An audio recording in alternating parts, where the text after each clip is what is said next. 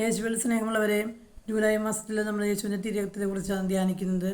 അപ്പോൾ നമ്മൾ ഇന്ന് വചനത്തിൽ കേൾക്കാൻ പോകുന്നത് യേശുവിൻ്റെ തിരുരക്തത്തെക്കുറിച്ച് ആണ് നമ്മൾ പറയുന്നത്. നമുക്ക് പ്രാർത്ഥന ആരംഭിക്കാം. യേശുവെ, അങ്ങയുടെ പരിശുദ്ധാത്മാവിനെ ഞങ്ങൾ ഓരോരുത്തരുടെ മേലും ഈ വചനം കേൾക്കുന്ന ഓരോ വ്യക്തികളുടെ മേലും യേശുവെ അങ്ങയുടെ പരിശുദ്ധാത്മാവിനെ ധാരാളമായി വർഷിക്കണമേ. വചനം അനുസരിച്ച് ജീവിക്കാനും വചനങ്ങൾ ഉറക്കെ ആവർത്തിച്ച് അത് വിശ്വാസത്തിൽ അതരം കൊണ്ട് ഏറ്റുപറയുകയും ദൈവം അവനെ മരിച്ചവനെ രക്ഷിച്ചു എന്ന് ഹൃദയത്തിൽ വിശ്വസിക്കുകയും ചെയ്താൽ നീ രക്ഷ പ്രാപിക്കുമെന്ന് പറഞ്ഞ വചനത്തിനെ മുറുകെ പിടിച്ചുകൊണ്ട് നമുക്ക് ഈ വചനങ്ങൾ ജീവിതത്തിൽ പ്രാവർത്തികമാക്കാനും ആ വചനത്തിൻ്റെ അഭിഷേകം കൊണ്ട് നമ്മൾ ഓരോരുത്തരെയും നിറയപ്പെടാൻ വേണ്ടി യേശുവിൻ്റെ തിരുരക്തത്തെക്കുറിച്ച് യേശുവെ ഞങ്ങൾ ഓരോ വ്യക്തികളെയും ഓരോ കുടുംബങ്ങളിലെയും ഓരോ പ്രശ്നങ്ങളെയും പ്രതിസന്ധികളുടെയും മേലെ യേശുവെ അങ്ങേ തിരുരക്തത്തിന് ഞങ്ങളെ പൂർണ്ണമായി രക്ഷിക്കാനായിട്ട് സാധിക്കുമെന്ന് വിശ്വസിച്ചുകൊണ്ട് ഞങ്ങളെ ഓരോരുത്തരെയും അങ്ങേ തിരുരക്തം കൊണ്ട് പൊതിഞ്ഞ് കാത്ത് സംരക്ഷിക്കണമേ. തിരുരക്തത്തിൽ മേലുള്ള യേശുവിൻ്റെ വിശ്വാസം ഏറ്റുപറഞ്ഞുകൊണ്ട് പിശാചിൻ്റെ മേലും പാപത്തിൻ്റെ മേലുമുള്ള നമ്മളിലുള്ള എല്ലാ ബന്ധനങ്ങളും യേശുവിൻ്റെ തിരുരക്തം കൊണ്ട് കഴുകി വിശദീകരിക്കാനായിട്ട് സാധിക്കുമെന്ന് വിശ്വസിച്ചുകൊണ്ട് യേശുവെ അങ്ങേ തിരുരക്തം കൊണ്ട് ഞങ്ങൾ ഓരോരുത്തരെയും, ഞങ്ങളെ കുഞ്ഞുമക്കളെയും വരും തലമുറയെയും സഭയെയും നമ്മളെ കുടുംബങ്ങളെയും ഓരോ വ്യക്തികളെയും എല്ലാവരെയും യേശുവെ അങ്ങേ തിരുരക്തം കൊണ്ട് സംരക്ഷിക്കണമേ. തിരുരക്തത്തിൽ ഈശോ നമുക്ക് വേണ്ടി കുരിശിലൂടെ പീഡാസനത്തിലൂടെ യേശുവിൻ്റെ രക്തം ചിന്തിയും നമുക്ക് പാപമോചനവും രക്ഷയും നീതീകരണവും വിശുദ്ധീകരണവും എല്ലാം ഈശോ തൻ്റെ രക്തത്തിലാണ് ജീവനിരിക്കുന്നത് എന്നുള്ള ബോധ്യത്തിൽ യേശുവിൻ്റെ രക്തം ഇന്നും നമുക്ക് വേണ്ടിയും സ്രോതസ്സനായ പിതാവിൻ്റെ മുമ്പിൽ യേശുവെ ദൈവമേ ഇവരെ ശിക്ഷിക്കരുതേ എന്ന് നമുക്ക് വേണ്ടി വാദിക്കുന്ന യേശുവിൻ്റെ രക്തമാണെന്ന് നമുക്ക് തിരിച്ചറിയാം. ആ തിരുരക്തത്തിൻ്റെ സംരക്ഷണത്തിൽ നമ്മുടെ എല്ലാ ശാപബന്ധനങ്ങൾ, നമ്മുടെ രോഗങ്ങൾ എല്ലാം യേശുവിൻ്റെ തിരുരക്തം കൊണ്ട് കഴുകി വിശുദ്ധീകരിച്ച് യേശുവിൻ്റെ തിരുരക്തത്തിന് നമ്മെ ഓരോരുത്തരെയും കഴുകി വിശദീകരിക്കാൻ കഴിയുമെന്ന് നമുക്ക് വിശ്വസിച്ച് പ്രാർത്ഥിച്ചുകൊണ്ട് അത് അതരത്തിലൂടെ ഏറ്റുപറഞ്ഞുകൊണ്ട് ആ വിശ്വാസം നമ്മൾ ഹൃദയത്തിൽ ഏറ്റെടുത്തുകൊണ്ട് നമ്മൾ എല്ലാവരും പൂർണ്ണമായ പാപത്തിൽ നിന്നും രോഗത്തിൽ നിന്നും സൗഖ്യം പ്രാപിക്കാനായിട്ട് യേശുവിൻ്റെ തിരുരക്തമേ ഞങ്ങൾ ഓരോരുത്തരുടെ മേലും ഇപ്പോൾ തെളിക്കണമേ. ഈ വചനം കേൾക്കുന്ന ഓരോ വ്യക്തികളെയും യേശുവിൻ്റെ തിരുരക്തം കൊണ്ട് കഴുകി വിശദീകരിച്ച് കഴിഞ്ഞ കാലഘട്ടത്തിലെ പാപങ്ങളൊന്നും ഓർത്ത് അതിനെക്കുറിച്ച് നമ്മൾ വീണ്ടും വീണ്ടും നിരാശപ്പെട്ട് ജീവിക്കാതെ യേശുവിൻ്റെ രക്തം നമ്മെ ശുദ്ധീകരിച്ചു പുതിയൊരു വ്യക്തിയാക്കി നമ്മളെ തീർത്തു എന്നുള്ള ആത്മവിശ്വാസത്തിൽ മുന്നോട്ട് പോകാനായിട്ട് നമ്മുടെ മനസ്സിനെയും ഹൃദയത്തെയും നമ്മുടെ മനോഭാവങ്ങളെയെല്ലാം യേശു അങ്ങേ തിരുരക്തം കൊണ്ട് കഴുകി വിശദീകരിക്കണമേ. പാപവാസനകളും പാപചിന്തകളെല്ലാം യേശുവിന് തിരുരക്തം കൊണ്ട് കഴുകി വിശദീകരിച്ച് കഴിയുമ്പോൾ നമുക്ക് അവരുടെ മേലെല്ലാം വിജയം സാധിക്കാനായിട്ട് സാധിക്കും. നമ്മുടെ ഏറ്റവും വലിയ ശത്രു എന്ന് പറഞ്ഞാൽ മനുഷ്യരാണ് എന്നാണ് നമ്മൾ വിചാരിച്ചിരിക്കുന്നത്. പക്ഷേ നമ്മുടെ ഏറ്റവും വലിയ ശത്രു സാത്താനാണ്. സാത്താനായുള്ള നമ്മോട് മാത്രമായുള്ള സാത്താൻ യുദ്ധം ചെയ്യുന്നത് യേശുവിൻ്റെ ലോകവും സാത്താൻ്റെ ലോകവും തമ്മിൽ നിരന്തരം യുദ്ധത്തിൽ ഏർപ്പെട്ടുകൊണ്ടിരിക്കുകയാണ്. അപ്പോൾ ആ യുദ്ധത്തിൽ യേശുവിൻ്റെ തിരുരക്തം കൊണ്ട് പൊതിഞ്ഞ് സംരക്ഷിക്കുന്ന ഒരു വ്യക്തിയെയും ഒരു കുടുംബത്തെയും സാത്താനെ ആ വ്യക്തിയെയും ആ കുടുംബത്തെയും ആക്രമിക്കാനായിട്ട് ഒരിക്കലും സാധിക്കില്ല. യേശുവിൻ്റെ തിരുരക്തം നമ്മെ സംരക്ഷിക്കുകയും പ്രൊട്ടക്റ്റ് ചെയ്യുകയും ചെയ്യുന്ന ഒരു തിരുരക്തമാണ്. അപ്പോൾ അതെല്ലാം നമുക്ക് നമ്മുടെ ജീവിതത്തിൽ പൂർണ്ണമായി ആശ്രയിച്ചുകൊണ്ട് യേശുവിൻ്റെ തിരുരക്തം കൊണ്ട് നമ്മൾ ഓരോരുത്തരെയും കഴുകാൻ നമ്മെ വിശദീകരിക്കണമേ എന്ന് നമുക്ക് പ്രാർത്ഥിച്ചുകൊണ്ട് യേശുവിൻ്റെ തിരുരക്തം നമുക്ക് വേണ്ടി എന്തെല്ലാം ചെയ്തു എന്നൊക്കെ നമുക്ക് വചനത്തിലൂടെ നമുക്ക് കണ്ണോടിക്കാം. യേശുവിൻ്റെ തിരുരക്തത്തെക്കുറിച്ച് നമ്മൾ വിശ്വാസത്തിൽ വിളിച്ചു പറയുമ്പോൾ സാത്താൻ ഭയന്ന് വിറയ്ക്കുന്നു. സാത്താൻ്റെ തലയെ തകർത്ത യേശുവിൻ്റെ പരിശുദ്ധ രക്തമാണ്. യേശുവിൻ്റെ ആ രക്തത്തിലൂടെയാണ് പിശാചിൻ്റെ ആധിപത്യം തകർന്നു പോയത്. യേശുവിൻ്റെ രക്തത്തിൻ്റെ യോഗ്യതയാൽ ജീവിക്കാൻ പരിശുദ്ധ രക്തം നമ്മോട് ഓരോരുത്തരോടും ആവശ്യപ്പെടുന്നു. എഫേസ്യസ് 1:7 അവിടുത്തെ കൃപയുടെ സമൃദ്ധിക്കൊത്ത് നമ്മുടെ ക്രിസ്തുവിൽ പാപമോചനവും അവൻ്റെ രക്തം വഴിയും രക്ഷയും കൈവന്നിരിക്കുന്നു. നമ്മുടെ കർത്താവ് നമ്മുടെ പാപമോചനമാണ്. നമ്മുടെ പാപപരിഹാര ബലിയും പാപമോചനവും യേശുവാണ്. യേശു മാത്രമാണ് പാപമോചനം നടത്താനുള്ള അധികാരം യേശുവിന് മാത്രമേ ഉള്ളൂ. 1 യോഹന്നാൻ 2:2 പറയുന്നു, അവൻ നമ്മുടെ പാപങ്ങൾക്ക് പരിഹാര ബലിയാണ്. നമ്മുടെ മാത്രമല്ല, ലോകം മുഴുവൻ്റെയും പാപങ്ങൾക്ക് പരിഹാര ബലിയായി യേശു തീർന്നു. അവിടുത്തെ രക്തം വഴി നമുക്ക് നിത്യരക്ഷ ലഭിച്ചിരിക്കുന്നു. യേശുവിൻ്റെ രക്തം ചിലരുടെ ശരീര രക്തങ്ങളിലൂടെ നമ്മൾ വീണ്ടെടുക്കപ്പെട്ടു എന്ന് നമ്മൾ പൂർണ്ണമായി വിശ്വസിക്കാനായിട്ട് നമുക്ക് കഴിയണം. ഹെബ്രായർ 9:22 നമുക്ക് കാണാൻ സാധിക്കും, നിയമപ്രകാരം മിക്ക വസ്തുക്കളും രക്തത്താലാണ് ശുദ്ധീകരിക്കപ്പെടുന്നത്. രക്തം ചിന്താതെ പാപമോചനമില്ല. മനുഷ്യവർഗത്തിന് പാപമോചനം ലഭിക്കണമെങ്കിൽ രക്തം ചിന്താതെ പാപമോചനം ഒരിക്കലും ലഭിക്കുകയില്ല. ദൈവം ഈ ഭൂമിയിലേക്ക് വന്നത് ദൈവത്തെ വധിക്കാനായിട്ട് ഈ ലോകത്താരും സാധിക്കില്ല. ദൈവം മനുഷ്യരായി നമ്മെപ്പോലെ അവതരിച്ച് രക്തം ചിന്തി മരിച്ച് നമ്മെ രക്ഷിക്കാൻ വേണ്ടിയും കുരിശിൽ നമുക്ക് വേണ്ടിയും പാപപരിഹാര ബലിയായി തീർന്നു. പുറപ്പാട് 12:5 പറയുന്നു, പെസഹ കുഞ്ഞാടിന് വേണ്ട പ്രധാന 3 യോഗ്യതകളാണ് ഇവിടെ പറയുന്നത്.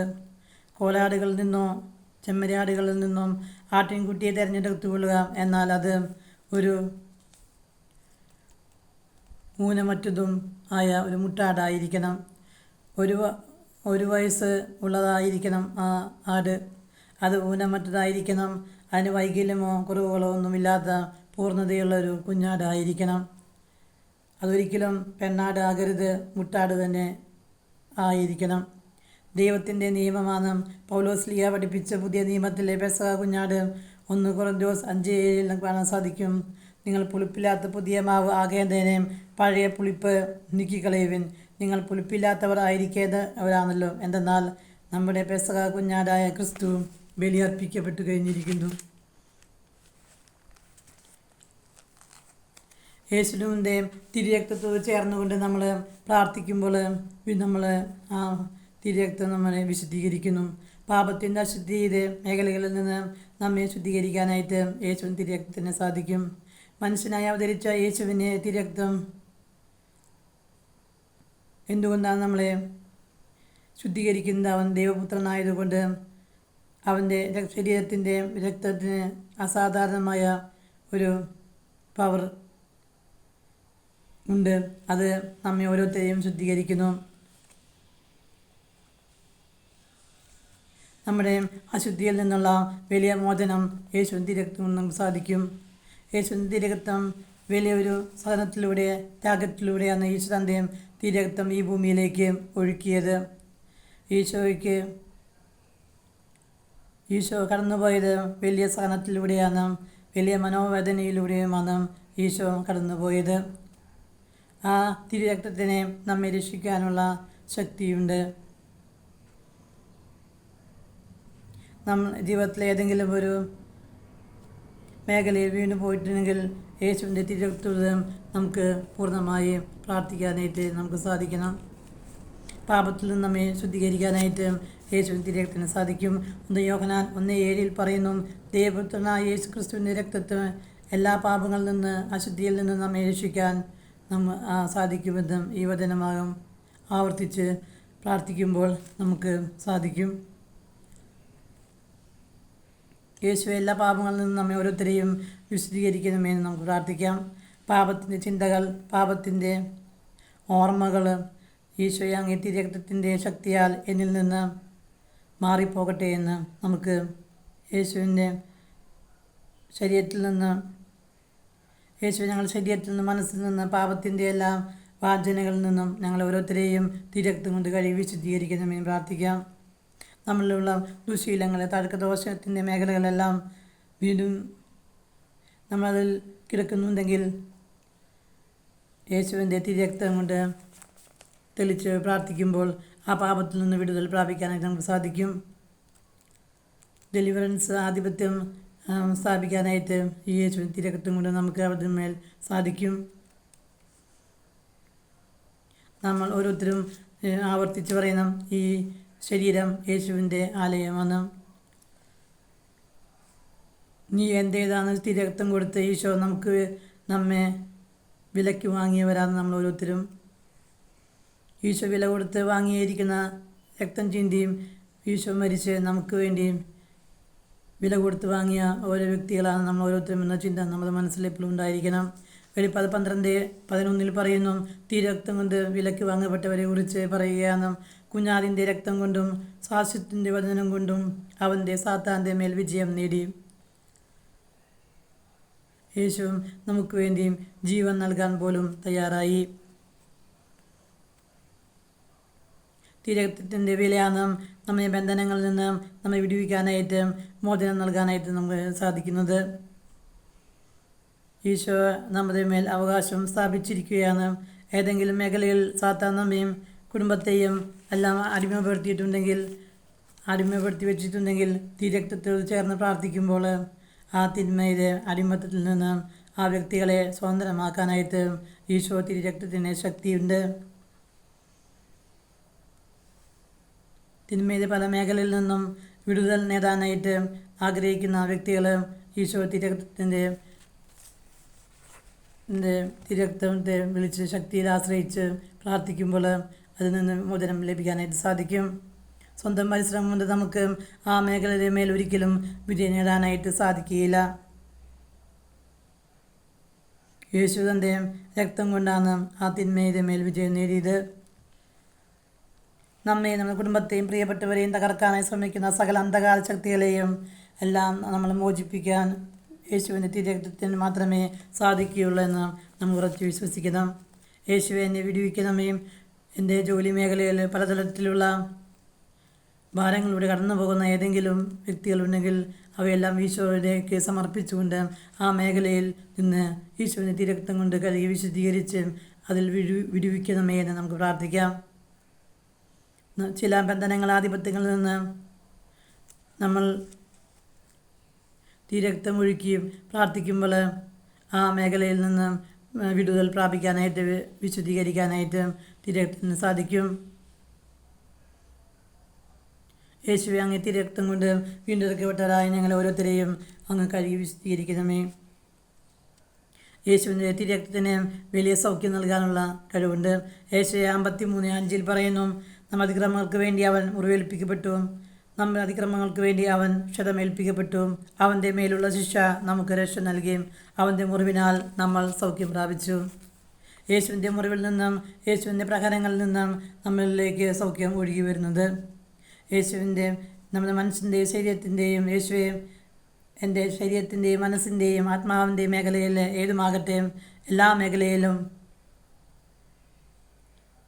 ഉള്ള എല്ലാ രോഗങ്ങളിൽ നിന്നും യേശു അങ്ങ് തിരക്തം കൊണ്ട് കഴുകി വിശുദ്ധീകരിക്കും. സങ്കീർത്തനം 103:2 പറയുന്നു, യേശുവിൽ നിന്ന് സൗഖ്യം വരുമ്പോൾ പാപങ്ങൾ മോചിക്കപ്പെടും. അവൾ നിൻ്റെ അകൃത്യങ്ങൾ ക്ഷമിക്കുന്നു, നിൻ്റെ രോഗങ്ങൾ സുഖപ്പെടുത്തുന്നു.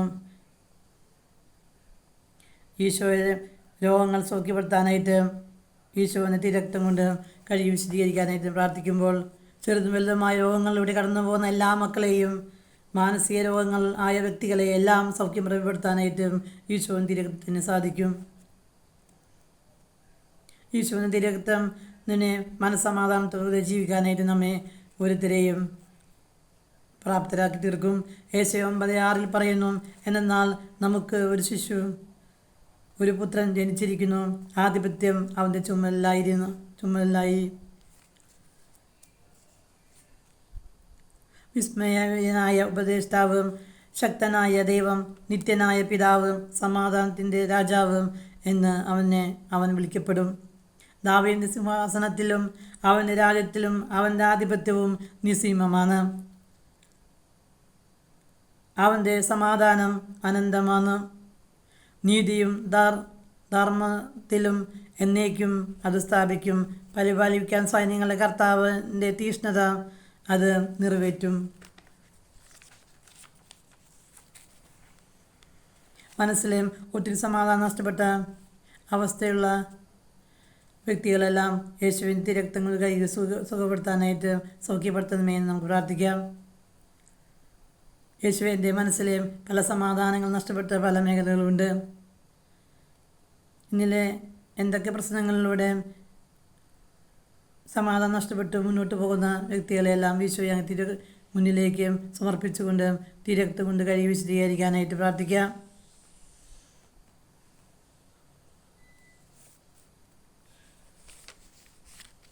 ഒന്ന് കൊറിന്തോസ് 5:7 നമ്മുടെ പെസഹ കുഞ്ഞാടായ ക്രിസ്തു ബലി അർപ്പിക്കപ്പെട്ടിരിക്കുന്നു. അതിനാൽ അശുദ്ധിയും തിന്മയുമായ പഴയ പുളിപ്പ് കൊണ്ടല്ല, ആത്മാർത്ഥതയും സത്യസന്ധവുമായ പുളിപ്പില്ലാത്ത അപ്പം കൊണ്ട് നമുക്ക് തിരുനാൾ ആഘോഷിക്കാം.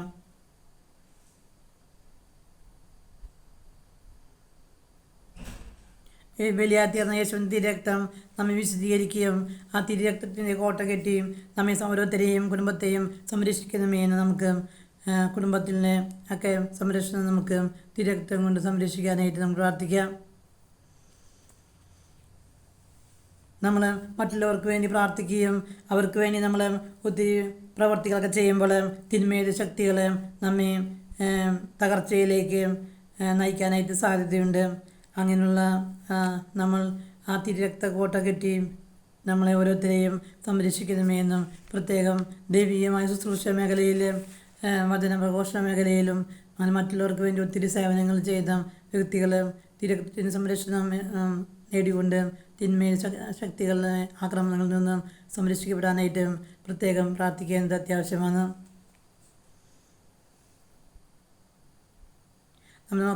നമ്മുടെ കുടുംബത്തിലുള്ള എല്ലാ അന്ധകാര ശക്തികളെയും മക്കളുടെ എല്ലാ കെട്ടുകളെയും വ്യക്തിപരമായ ജീവിതത്തിലെ കെട്ടുകളും തെറ്റായ ബന്ധനങ്ങൾ എല്ലാം സമാധാനക്കേട് ദൈവത്തിൻ്റെ സ്വരം കേൾക്കാനായിട്ട് പറ്റാത്ത തെറ്റായ മനസ്സിലെ ചില ചിന്തകൾ പ്രാർത്ഥിക്കാനായിട്ട് സാധിക്കാത്ത അവസ്ഥകൾ മനസ്സാന്തത്തിലേക്ക് വചനം ഗ്രഹിക്കാനായിട്ട് സാധിക്കാത്ത രീതിയിലുള്ള വലിയ വിടുതൽ എല്ലാ തിന്മകളുടെ ബന്ധനങ്ങളിൽ നിന്ന് വിടുവിക്കാനായിട്ട് ഞങ്ങൾ ഓരോരുത്തരെയും കൃപ നൽകണമേ എന്ന് നമുക്ക് പ്രാർത്ഥിക്കാം. റോമ 5:5 പറയുന്നു, നമുക്ക് നൽകപ്പെട്ടിരിക്കുന്ന പരിശുദ്ധാത്മാവിലൂടെ ദൈവത്തിൻ്റെ സ്നേഹം നമ്മൾ ഓരോരുത്തരുടെ ഹൃദയങ്ങളിലേക്കും ചൊരിഞ്ഞിരിക്കുന്നു. മനുഷ്യൻ ബന്ധിക്കപ്പെട്ടിരിക്കുന്നത് ഭൗതിക ചങ്ങലകളേക്കാൾ ആത്മീയമായ ചങ്ങലകൾ കൊണ്ടാണ്. വചനശക്തിയാൽ മാത്രമേ വചനത്തിൻ്റെ നമ്മൾ വചനത്തിൽ വേരുറപ്പിക്കുകയും വചനത്താൽ നമ്മൾ ഉറപ്പിക്കപ്പെട്ട് കഴിഞ്ഞ് കഴിഞ്ഞാൽ അടിത്തറ ഒരിക്കലും ഇളകുകയില്ല. യേശു ക്രിസ്തു തന്നത് നമുക്ക് ഓരോരുത്തർക്കും സ്വാതന്ത്ര്യമാണ് തന്നത്. ആ സ്വാതന്ത്ര്യം നമ്മൾ അനുഭവിക്കാനായിട്ട് യേശുവിൻ്റെ വചനത്തിൽ ആശ്രയിച്ചുകൊണ്ട് വചനത്തിൻ്റെ ഇതിൽ നമ്മുടെ ഹൃദയവും മനസ്സും ഉറപ്പിക്കുന്നത് വളരെ അത്യാവശ്യമാണ്. യോഹന്നാൻ 8:31 പറയുന്നു, എൻ്റെ വചനത്തിൽ നിലനിൽക്കുന്നുവെങ്കിൽ നിങ്ങൾ യഥാർത്ഥത്തിൽ ശിഷ്യരാണ്. വചനത്തിൽ നിലനിൽക്കുമ്പോൾ മാത്രമാണ് നിങ്ങൾ സത്യം അറിയുകയും സത്യം നിങ്ങളെ സ്വതന്ത്രരാക്കുകയും ചെയ്യും. യോഹന്നാൻ 17:17 പറയുന്നു, അങ്ങ് സത്യത്താൽ വിശദീകരിക്കണമേ, അവിടുത്തെ വചനമാണ് സത്യം. ഒരു വ്യക്തിയെ സ്വതന്ത്രനാക്കുന്നത് വചനമാണ്. അത് ഭൗതിക തരത്തിലുള്ള സ്വാതന്ത്ര്യമല്ല. അത് യേശുവിൻ്റെ രക്തം എങ്ങനെ സ്വാതന്ത്ര്യത്തിലേക്ക് നയിച്ചു എന്ന് നമുക്ക് ഓരോരുത്തർക്കും ചിന്തിക്കാം. എഫേസ്യർ 1:17 പറയുന്നു, അവിടുത്തെ കൃപയുടെ സമൃദ്ധിക്കൊത്ത് നമ്മൾ ക്രിസ്തുവിൽ പാപമോചനവും അവിടുത്തെ രക്തം വഴിയും രക്ഷയും കൈവന്നിരിക്കുന്നു. യേശുവിൻ്റെ രക്തം വഴി നമുക്ക് രക്ഷ വീണ്ടെടുക്കപ്പെട്ടു കൈവന്നിരിക്കുന്നു. യേശു നമ്മെ ഓരോരുത്തരെയും വില കൊടുത്താണ് തിരിച്ചു വാങ്ങിയത്. സാത്താൻ്റെ കയ്യിൽ നിന്ന് യേശുവിൻ്റെ രക്തം വഴി നമ്മെ ഓരോരുത്തരെയും യേശു വീണ്ടെടുത്തു. 1 പത്രോസ് 1:18-19 വാക്യങ്ങൾ പറയുന്നു, പിതാക്കന്മാരെ നിങ്ങൾക്ക് ലഭിച്ച വ്യർത്ഥ ജീവിത രീതിയിൽ നിന്നും വീണ്ടെടുക്കപ്പെട്ടത് നശ്വരമായ സ്വർണ്ണമോ വെള്ളിയോ കൊണ്ടല്ല എന്ന് നിങ്ങൾ അറിയണമെന്നും കളങ്കമോ കറയോ ഇല്ലാത്ത കുഞ്ഞാടിൻ്റെ പോലുള്ള ക്രിസ്തുവിൻ്റെ അമൂല്യ രക്തം കൊണ്ടത്രേ. യേശു തൻ്റെ രക്തം കൊടുത്താണ് നമ്മൾ ഓരോരുത്തരെയും തിരിച്ചു വാങ്ങിയത്. എന്നാൽ യേശുവിൻ്റെ വിലയാണ്. യേശു നമ്മെ ഓരോരുത്തരെയും വിലയ്ക്ക് വാങ്ങിയതാണ്. ഞാൻ കർത്താവിൻ്റേതാണ്, എന്നേക്കും എന്നെ യേശു വിലയ്ക്ക് വാങ്ങിയെന്ന് നമ്മൾ ഓരോരുത്തരും ഉറച്ചു വിശ്വസിക്കുകയും അത് ഞാൻ യേശുവിൻ്റേതാണെന്ന് നമ്മൾ ഉറക്കെ അത് പ്രഖ്യാപിക്കുമ്പോൾ തന്നെ നമ്മളുള്ള സകല പൈശാചിക ശക്തികളും നമ്മളിൽ നിന്ന് ഓടിയകലും. 1 കൊരിന്ത്യർ 19-20 വാക്യങ്ങൾ കാണാൻ സാധിക്കും. നിങ്ങൾ വസിക്കുന്ന പരിശുദ്ധാത്മാവിൻ്റെ ആലയമാണ് നിങ്ങളുടെ ശരീരമെന്ന് നിങ്ങൾ അറിഞ്ഞുകൂടെ. നിങ്ങൾ നിങ്ങളുടെ സ്വന്തമല്ല, നിങ്ങൾ വിലയ്ക്ക് വാങ്ങപ്പെട്ടവരാണ്. ശരീരത്തിൽ ദൈവത്തെ മഹത്വപ്പെടുത്തുക. ഈ ശരീരം നമ്മുടെ സ്വന്തമല്ല. ശരീരത്തെ മാന്യതയോടെ കാണണമെന്നും നമ്മുടെ ശരീരത്തെ നമ്മൾ റെസ്പെക്റ്റോടെ കാണണമെന്നും ഈ ശരീരം നമ്മൾ ഓരോരുത്തരുടെയും സ്വന്തമായിട്ട് ഉള്ളതല്ല. ഈ ശരീരം യേശുവിൻ്റേതാണ് എന്നുള്ള ബോധ്യത്തിൽ നമുക്ക് ജീവിക്കാനായിട്ട് പ്രത്യേകം പരിശ്രമിക്കാം. പാപം വഴി നമ്മൾ സാത്താൻ അടിമയായി തീർന്നു. എന്നാൽ പാപം ചെയ്യുന്നത് പാപത്തിൻ്റെ അടിമയാണ്. സാത്താൻ്റെയും അടിമയായി നമ്മൾ തീരുകയാണ് ചെയ്യുന്നത്. നമ്മൾ പാപം ചെയ്യുമ്പോൾ നമ്മുടെ മേൽ സാത്താനൊരു അവകാശം നമ്മളെ മേൽ ഉണ്ടായിരിക്കും. യേശു തൻ്റെ രക്തം കൊടുത്ത് വീണ്ടെടുത്ത സാത്താൻ്റെ മേൽ അവകാശം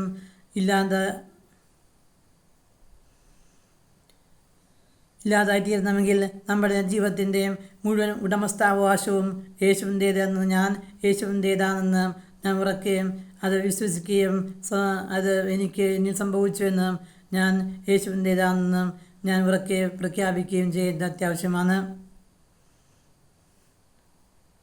നമ്മുടെ ജീവിതത്തിൽ എന്തെങ്കിലും ഒരു സഹനങ്ങൾ വന്നു കഴിഞ്ഞാൽ അത് കർത്താവ് അറിഞ്ഞിട്ടാണ്, കർത്താവ് പറഞ്ഞിട്ട് സംഭവിച്ചതാണെന്നുള്ള ബോധ്യത്തിൽ യേശുവെ നീ അറിയാതെ എൻ്റെ ജീവിതത്തിലൊന്നും സംഭവിക്കുന്നില്ല, ഞാൻ യേശുവിൻ്റേതാണ്, എൻ്റെ ഉടമസ്ഥാവകാശം യേശുവിൻ്റേതാണ് എന്ന് നമ്മൾ ഉറക്കെ പ്രഖ്യാപിക്കുമ്പോൾ തന്നെ ബോധപൂർവം പാപത്തിൽ കഴിയുമ്പോൾ മാത്രമാണ് സാത്താന് നമ്മുടെ മേൽ അവകാശം ഉണ്ടാവുകയുള്ളൂ. 1 കൊരിന്ത്യർ 1:13 നമുക്ക് കാണാൻ സാധിക്കും. അന്ധകാരത്തിൻ്റെ ആധിപത്യത്തിൽ നിന്നും അവിടത്തേക്ക് നമ്മെ മോചിപ്പിച്ചു.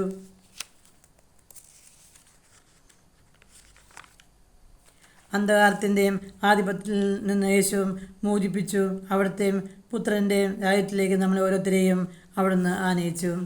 സാത്താൻ്റെ രാജ്യത്തിൽ പാപം ചെയ്ത് ആയ വ്യക്തിയെ യേശു തൻ്റെ രക്തം വഴിയും മോചിപ്പിച്ച് യേശുവിൻ്റെ രാജ്യത്തിലേക്ക് നമ്മളെ ഓരോരുത്തരെയും ആക്കി തീർത്തു. എബ്രായർ 9:11-12 നമുക്ക് കാണാൻ സാധിക്കും. എന്നാൽ വരാനിരിക്കുന്ന നന്മയുടെ പ്രധാന പുരോഹിതനായും ക്രിസ്തു പ്രത്യക്ഷപ്പെട്ടു. കൂടുതൽ അത് മഹനീയമായ പൂർണ്ണവും മനുഷ്യനിർമ്മിതവുമല്ലാത്ത സൃഷ്ടവസ്തുക്കളിൽ പെടാത്തതുമായ കൂടാരത്തിലൂടെ എന്നേക്കുമായി ശ്രീകോവിൽ പ്രവേശിപ്പിച്ചു. അവൻ അവിടെ പ്രവേശിച്ചു നിത്യരക്ഷ സാധിച്ചത് കോലാടുകളുടെയോ കിടാക്കളുടെയോ രക്തത്തിലൂടെയെല്ലാം സ്വന്തം രക്തത്തിലൂടെയാണ്. യേശു രക്തം കൊടുത്ത് എന്നെ വീണ്ടെടുത്തും അന്ധകാരത്തിൻ്റെ രാജ്യത്തിൽ നിന്ന് പുത്രൻ്റെ രാജ്യത്തിലേക്ക് നമ്മെ ഓരോരുത്തരെയും ആനയിച്ചു. ഇതിനാൽ ഞാൻ ഒരിക്കലും സാത്താൻ്റെ അടിമയല്ല, ഞാൻ യേശുവിനെ എനിക്ക് വിലയ്ക്ക് വാങ്ങിയ വ്യക്തിയാണ് എന്നുള്ള ബോധ്യത്തിൽ ഞാൻ യേശുവിന് സ്വന്തമാണ്. എൻ്റെ മേൽ സമസ്ത അവകാശവും യേശുവിന് ദൈവത്തിന് മാത്രമാണെന്ന് നമ്മൾ ഉറക്കെ പ്രഖ്യാപിക്കാം. റോമർ 3:23 കാണാൻ സാധിക്കും. എല്ലാവരും പാപം ചെയ്ത് ദൈവമഹത്വത്തിൽ നിന്ന് അയോഗ്യരായി അവർ അവിടുത്തെ കൃപയാൽ യേശു ക്രിസ്തു വഴിയും വീണ്ടെടുക്കപ്പെട്ടിലൂടെയും സൗജന്യമായി നീതീകരിക്കപ്പെട്ടിരിക്കുന്നു. സക്രിയ പ്രവാചകൻ്റെ പുസ്തകം 9-17 വാക്യത്തിൽ നമുക്ക് കാണാൻ സാധിക്കും. നീയുമായുള്ള എൻ്റെ ഉടമ്പടിയുടെ രക്തവും ഞാൻ ജലരഹിതമായ കുഴിയിൽ നിന്ന് സ്വതന്ത്രരാക്കിയും അത് ഉടമ്പടിയുടെ രക്തമാണ്. 1 യോഹന്നാൻ 1:7 കാണാൻ സാധിക്കും. അവിടുന്ന് പ്രകാശത്തിലായിരിക്കുന്നത് പോലെയും നമ്മളും പ്രകാശത്തിൽ സഞ്ചരിക്കുന്നതിനും സഞ്ചരിക്കുന്നെങ്കിൽ നമുക്ക് കൂട്ടായ്മ ഉണ്ടാകും. പാപത്തെ സ്നേഹിക്കുന്നവനാണ് പാപി എന്ന് നമുക്ക് കാണാനായിട്ട് സാധിക്കും. പാപത്തിൽ നിബന്ധിച്ചവനാണ്. പാപത്തെ സ്നേഹിച്ചത് കൊണ്ടല്ല, ബലഹീനത കൊണ്ടാണ് പലരും പാപത്തിൽ വീണ്ടും പോകുന്നത്. എന്നാൽ പാപത്തെ സ്നേഹിക്കുന്നവരാണ് പാപി എന്ന് പറയുന്നത്. എന്നാൽ പ്രകാശത്തിൽ സഞ്ചരിക്കുകയും നന്മ ചെയ്യാൻ ആഗ്രഹിക്കുന്നതിന് ഒരു ഹൃദയം ഉണ്ടാവുക എന്നതാണ് നമുക്ക് ഓരോരുത്തർക്കും വളരെ അത്യാവശ്യമായിട്ട് വേണ്ടത്. അന്ധകാരത്തിൽ ജീവിക്കാനായിട്ട് നമുക്ക് ആഗ്രഹം ഇല്ലാതിരിക്കുകയും പാപം ചെയ്യാൻ ആഗ്രഹം ഇല്ലാതിരിക്കുകയും ഇല്ലാതിരിക്കുക എന്നതാണ് വളരെ പ്രധാനപ്പെട്ടതായ ഒരു കാര്യം. നമ്മൾ പലതരത്തിലും ആഗ്രഹിക്കുകയും എന്നാൽ നമ്മൾ പലപ്പോഴും വീണ്ടും വീണ്ടും ആ പാപത്തിൽ തന്നെ വീണു പോവുകയും ചെയ്യുന്നു. ഒന്ന്, നമുക്ക് നന്മ ചെയ്യാനായിട്ട് ആഗ്രഹം ഉണ്ടാകും. രണ്ടാമത്, വിശുദ്ധർ ആകാനായിട്ട് നമുക്ക് ആഗ്രഹം ഉണ്ടായി നന്നായി ജീവിക്കാനായിട്ട് ആഗ്രഹം, അത് പ്രകാശത്തിൽ സഞ്ചരിക്കാനായിട്ട് ദൈവവുമായൊരു കൂട്ടായ്മയിൽ ആയിത്തീരാനായിട്ട് നമുക്ക് പരിശ്രമിക്കാം. ശുദ്ധീകരിക്കുക എന്നാൽ കഴുകുക എന്നാണ് അതാണ് അർത്ഥമാക്കുന്നത്. പാപം ഇല്ലെന്ന് ആരെങ്കിലും പറഞ്ഞാൽ അത് ആത്മവഞ്ചനയാകും. നമ്മൾ പാപങ്ങൾ ഏറ്റുപറയുന്നെങ്കിൽ അവൻ വിശ്വസ്തനും നീതിമാനുമാകയാൽ അവൻ പാപങ്ങൾ ക്ഷമിച്ച്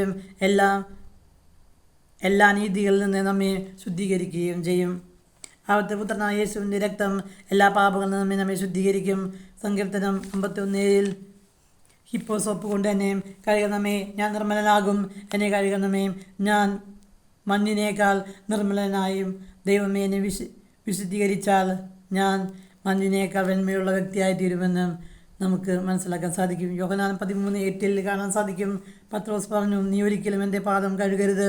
ഞാൻ നിന്നെ കഴുകിയില്ലെങ്കിൽ എന്നോട് കൂടെ പങ്കില്ല. യേശു ക്രിസ്തുവിലൂടെ നമുക്ക് ലഭിച്ച സൗജന്യമായ രക്ഷ നമ്മളിലേക്ക് വരണമെങ്കിൽ യേശു നമ്മെ പൂർണ്ണമായും കഴുകേണ്ടത് അത്യാവശ്യമാണ്. നാം പാപങ്ങൾ ഏറ്റുപറയുമ്പോൾ യേശുവിൻ്റെ രക്തം നമ്മെ കഴുകി വിശുദ്ധീകരിക്കുന്നു. വർഷങ്ങൾക്ക് മുമ്പ് നമ്മൾ ചെയ്ത പാപങ്ങളെക്കുറിച്ച് ഇപ്പോഴും കുറ്റബോധത്തിൽ നടക്കേണ്ട കാര്യമില്ല. കുമ്പസാരത്തിൽ നമ്മൾ ഏറ്റുപറഞ്ഞിട്ടുണ്ടെങ്കിൽ പിന്നെ അത് പാപങ്ങളിൽ നിന്ന് നമ്മൾ വിടുതൽ പ്രാപിച്ചുവെന്ന് നമ്മൾ വിശ്വസിക്കേണ്ടത് അത്യാവശ്യമാണ്. യേശുവിനെ പൂർണ്ണമായി കഴുകി ഞാൻ പ്രകാശത്തിൽ സഞ്ചരിക്കാൻ ആഗ്രഹിക്കുന്നു. നന്മ ചെയ്യാൻ ഞാൻ ആഗ്രഹിക്കുന്നു. ഞാൻ പാപത്തെ സ്നേഹിക്കാതിരിക്കുമ്പോൾ യേശുവിനെ കഴുകി എന്നെ വിശ്വസിച്ചു എന്ന് നമ്മൾ വിശ്വസിക്കുകയും യേശു പൂർണ്ണമായി നമ്മെ വിശുദ്ധീകരിച്ചു, ഞാൻ യേശുവിൻ്റേതാണെന്നുള്ള ബോധ്യത്തിൽ ജീവിക്കാനായിട്ട് നമുക്ക് പരിശ്രമിക്കാം. എബ്രായർ 9:22 പറയുന്നു, നിയമപ്രകാരം എല്ലാ വസ്തുക്കളും രക്തത്തിലാണ് ശുദ്ധീകരിക്കപ്പെടേണ്ടത്. രക്തം ചിന്താതെ പാപമോചനമില്ല. ശുദ്ധീകരണം നടക്കുന്നത് രക്തത്തിലൂടെയാണ്. രക്തം ചിന്തിയിട്ടുള്ള ആ രക്തത്തിലൂടെയാണ്. എബ്രായർ 9:13-14 വാക്കുകൾ കാണാൻ സാധിക്കും. നിത്യാത്മാവ് മുഖാന്തരം കളങ്കമില്ലാതെ ദൈവത്തിൻ്റെ തന്നെ സമർപ്പിച്ച യേശു ക്രിസ്തുവിൻ്റെ രക്തം ജീവിക്കുന്ന ദൈവത്തെ ശുശ്രൂഷിക്കാൻ അന്ധകാരത്തെ നിർജ്ജീവ പ്രവർത്തികളിൽ നിന്ന് എത്രമാത്രം അധികമായി വിശദീകരിക്കുകയില്ല. വെളിപ്പാട് 15:7-14 നമുക്ക് കാണാൻ സാധിക്കും. ഇവരാണ് വലിയ രക്തത്തിൻ്റെ തങ്ങളുടെ വസ്ത്രങ്ങൾ കഴുകി വെളുപ്പിച്ചവർ. അതുകൊണ്ട് അവർ ദൈവത്തിൻ്റെ സിംഹാസനത്തിന് മുമ്പിൽ നിൽക്കുകയും അവിടുത്തെ ആലയത്തിൽ രാപ്പകൽ അവിടുത്തെ ശുശ്രൂഷിക്കുകയും ചെയ്യുന്നു. യേശുവിൻ്റെ രക്തത്താൽ കഴുകപ്പെട്ടാൽ മാത്രമേ ശുശ്രൂഷിക്കാനായിട്ടുള്ള ആഹ്ലാദത്തോടെ ദൈവത്തിൻ്റെ മുമ്പിൽ നിൽക്കാനുള്ള അവകാശം നമുക്ക് ഓരോരുത്തർക്കും ലഭിക്കുന്നത്. 1 കൊരിന്ത്യർ 6:11 നമുക്ക് കാണാൻ സാധിക്കും. നിങ്ങൾ കർത്താവ് യേശുവിൻ്റെ നാമത്തിലും അവിടുത്തെ ദൈവത്തിൻ്റെ ആത്മാവിലും സ്ഥാനപ്പെടുകയും പൗത്രീകരിക്കപ്പെടുകയും നീതീകരിക്കപ്പെടുകയും ചെയ്തു. യേശുവിൻ്റെ രക്തം നമ്മൾ ഓരോരുത്തരെയും വീണ്ടെടുത്തുന്ന രക്തമാണ്. നമ്മെ ഓരോരുത്തരെയും കഴുകുന്ന രക്തമാണ്. യേശുവിൻ്റെ രക്തം നമ്മെ ഓരോരുത്തരെയും നീതീകരിക്കുന്ന രക്തമാണ്. നീതീകരിക്കുക എന്ന് പറഞ്ഞാൽ തെറ്റ് ചെയ്തിട്ടില്ലെന്ന് നിരപരാധിയാണെന്ന് പ്രഖ്യാപിക്കുന്നതാണ് നീതീകരണം കൊണ്ട് അർത്ഥമാക്കുന്നത്.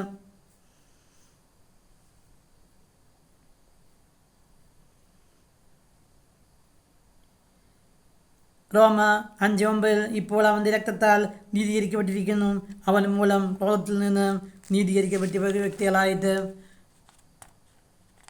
നമ്മൾ രക്ഷിക്കപ്പെട്ടിരിക്കുന്നത്. നീതീകരണത്തിൽ നമ്മൾ രക്ഷപ്പെട്ടു എന്ന് കഴിയണം. റോമ 3:23-24 കാണാൻ സാധിക്കും. എല്ലാവരും പാപം ചെയ്ത് ദൈവമാർഗത്തിൽ നിന്ന് അയോഗ്യരായി അവർ അവിടുത്തെ കൃപയാൽ യേശു ക്രിസ്തുവിലുള്ള വീണ്ടെടുപ്പിലൂടെ സൗജന്യമായി നീതീകരിക്കപ്പെട്ടിരിക്കുന്നു. റോമ 3:25 കാണാം. വിശ്വാസമായി സംലബ്ധമാകുന്ന രക്തം കൊണ്ടുള്ള പാപപരിഹാരപരമായി ദൈവം അവിടുത്തെ നിശ്ചയിച്ചു തന്നു. അവിടുന്ന് തൻ്റെ രക്തം വഴി തൻ്റെ പാപത്തിന് പരിഹാരം ചെയ്തു. വിശ്വാസം വഴിയും അത് നമ്മൾ ഏറ്റെടുക്കുമ്പോഴാണ് നമ്മൾ ഓരോരുത്തരും രക്ഷ പ്രാപിക്കുന്നത്. യേശു തൻ്റെ നമ്മുടെ ഓരോരുത്തരെ രക്ഷയ്ക്ക് വേണ്ട എല്ലാ കാര്യങ്ങളും യേശു പൂർത്തീകരിച്ചു കഴിഞ്ഞുവെന്ന് നമ്മൾ ഓരോരുത്തരും പൂർണ്ണമായി വിശ്വസിക്കണം. ഏശയ്യാ 61:10 കാണുന്നു, ഞാൻ കർത്താവിൽ അത്യധികം ആനന്ദിക്കും, എൻ്റെ ആത്മാവിൻ്റെ ദൈവത്തിൽ ആനന്ദം കൊള്ളും. വരൻ പുഷ്പമാലം അണിയുന്നത് പോലെയും വധു ആഭരണ വിഭൂഷിതയാകുന്നത് പോലെയും അവിടുന്ന് എന്നെ രക്ഷയുടെ ഉടയാടകൾ ധരിപ്പിക്കുകയും നീതിയുടെ മേലങ്കിയും അണിയിക്കുകയും ചെയ്തു.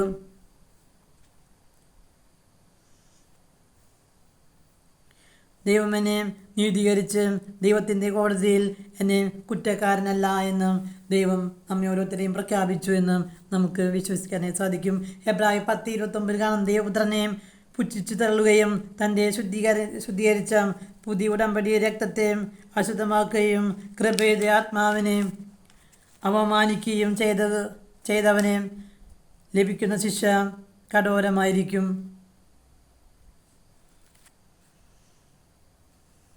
യേശു നമ്മെ ഓരോരുത്തരെയും രക്തം കൊടുത്ത് വിശുദ്ധീകരിച്ച് നമ്മെ ഓരോരുത്തരെയും യേശുവിന് വേണ്ടിയും മാറ്റി നിർത്തിയെന്ന് നമ്മൾ ഓരോരുത്തർക്കും വിശ്വസിക്കാനായിട്ട് സാധിക്കണം. നമ്മെ ഓരോരുത്തരെയും യേശു കഴുകി വിശുദ്ധീകരിച്ച് വിശുദ്ധമായ ഉപയോഗത്തിന് വേണ്ടിയും നമ്മുടെ ജീവിതം യേശുവിനെ പൂർണ്ണമായിട്ട് സമർപ്പിക്കാനായിട്ട് നമുക്ക് പരിശ്രമിക്കാം. ദൈവകാര്യങ്ങൾക്ക് വേണ്ടിയും ദൈവം നമ്മെ ഓരോരുത്തരെയും മാറ്റി നിർത്തി നമ്മെ വിളിച്ച് വേർപെടുത്തിരിച്ച വ്യക്തികളാണെന്നുള്ള ബോധ്യം മാമോദീസയിലൂടെയും നമ്മളെല്ലാം യേശുവിന് വേണ്ടിയും വിളിച്ച് പ്രത്യേകം മാറ്റി നിർത്തിയ വ്യക്തികളാണെന്നുള്ള ബോധ്യത്തിൽ ജീവിക്കാനായിട്ട് നമുക്ക് സാധിക്കാം. ലേവ്യർ 11:17-11 കാണാൻ സാധിക്കും, യേശുവിൻ്റെ ജീവൻ നമ്മുടെ ഓരോരുത്തരുടെ മേലുണ്ട്. എന്നാൽ ശരീരത്തിൻ്റെ ജീവൻ രക്തത്തിലാണ് ഇരിക്കുന്നത്. അത് ജീവന് വേണ്ടി വെളിപ്പെടുത്തുമേൽ പാപപരിഹാരം ചെയ്യാൻ ഞാൻ നൽകിയിരിക്കുന്നു. അതിൽ ജീവനുള്ളത് കൊണ്ട് രക്തമാണ് പാപപരിഹാരം ചെയ്യുന്നത്.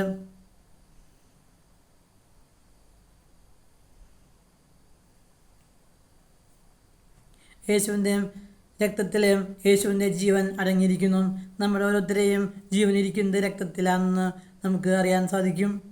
യോഹന്നാൻ 6:53 കാണാൻ സാധിക്കും, സത്യാത്മാവ് സത്യമായി ഞാൻ നിങ്ങളോട് പറയുന്നു, നിങ്ങൾ മനുഷ്യപുത്രൻ്റെ ശരീരം ഭക്ഷിക്കുകയും അവൻ്റെ രക്തം പാനം ചെയ്യുകയും ചെയ്യുന്നില്ലെങ്കിൽ നിങ്ങൾക്ക് ജീവനുണ്ടായിരിക്കുകയില്ല.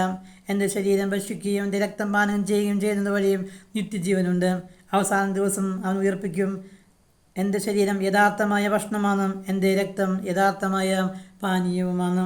എൻ്റെ രക്തം ഭക്ഷിക്കുകയും എൻ്റെ ശരീരം പാനം ചെയ്യുകയും ചെയ്യുന്നവൻ ഞാൻ അവനിലും അവൻ എന്നിലും വസിക്കുന്നു. ജീവിക്കുന്നവനായ പിതാവ് എന്നെ അയച്ചും ഞാൻ പിതാവ് മൂലം ജീവിക്കുന്നു. അതുപോലെ എന്നെ ഭക്ഷിക്കുന്നവൻ ഞാൻ മൂലം ജീവിക്കും. ഞാൻ സ്വർഗത്തു നിന്നിറങ്ങിയ ജീവനുള്ള അപ്പമാണ്. യേശുവിൻ്റെ ജീവൻ പാപപരിഹാരം ചെയ്ത് നമ്മുടെ ഉള്ളിലേക്ക് യേശു നമ്മെ വിശുദ്ധ കുർബാനയിലൂടെ യേശു നമ്മെ ഓരോരുത്തരുടെയും ഉള്ളിലേക്ക് വരാനായിട്ട് യേശു ആഗ്രഹിക്കുകയും വിശുദ്ധ കുർബാനയിലൂടെ ഈശോയെ നമുക്ക് തരുകയും ചെയ്തു. ഞാൻ വന്നിരിക്കുന്നത് ജീവനുണ്ടാകാനും അത് സമൃദ്ധമായി ഉണ്ടാകാനുമാണെന്നാണ് യേശു നമ്മോട് പറഞ്ഞത്. യേശുവിൻ്റെ ജീവൻ നിത്യമായ ജീവനാണത്.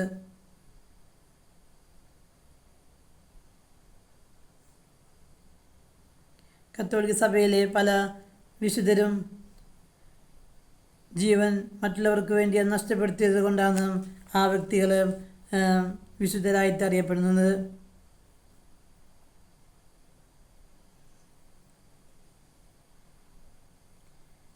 വിശുദ്ധ കുർബാന സ്വീകരിച്ചു കഴിയുമ്പോൾ നമ്മൾ യേശുവിനെ പോലെയുള്ള ഉയർന്ന നിലവാരത്തിലൂടെ നിസ്വാർത്ഥമായ ഒരു ജീവിതം നയിക്കാൻ വേണ്ടിയാണ് നമുക്ക് ഓരോരുത്തർക്കും ഈശോ വിശുദ്ധ കുർബാന തരുന്നത്.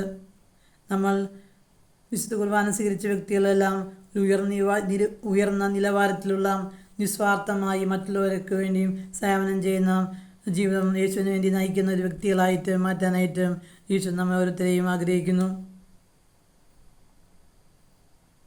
യേശുവിൻ്റെ രക്തത്താലും കഴുകപ്പെട്ട് കഴിഞ്ഞാലും ദൈവത്തിൻ്റെ മുന്നിലെ ശുശ്രൂഷിക്കാൻ നല്ല ധൈര്യത്തോടെ ആഹ്ലാദത്തോടെ അവിടുത്തെ മുമ്പിൽ നിൽക്കാനായിട്ട് നമുക്ക് അവകാശം തരുന്നത് യേശുവിൻ്റെ ആ രക്തം കൊണ്ട് കഴുകപ്പെടുമ്പോൾ മാത്രമാണ്. 1 കൊറിന്തോസ് 6:11 പറയുന്നു, നിങ്ങളിൽ ചിലർ ഇത്തരക്കാരായിരുന്നു. നിങ്ങൾ കർത്താവ് യേശു ക്രിസ്തുവിൻ്റെ നാമത്തിലും നമ്മുടെ ദൈവത്തിൻ്റെ ആത്മാവിലും സ്ഥാനപ്പെടുകയും പൗത്രീകരിക്കപ്പെടുകയും നീതീകരിക്കപ്പെടുകയും ചെയ്തു.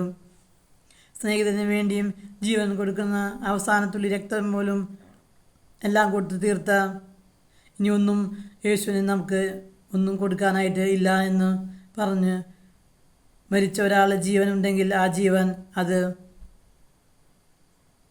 യേശുവിൻ്റെ ജീവനാണ്.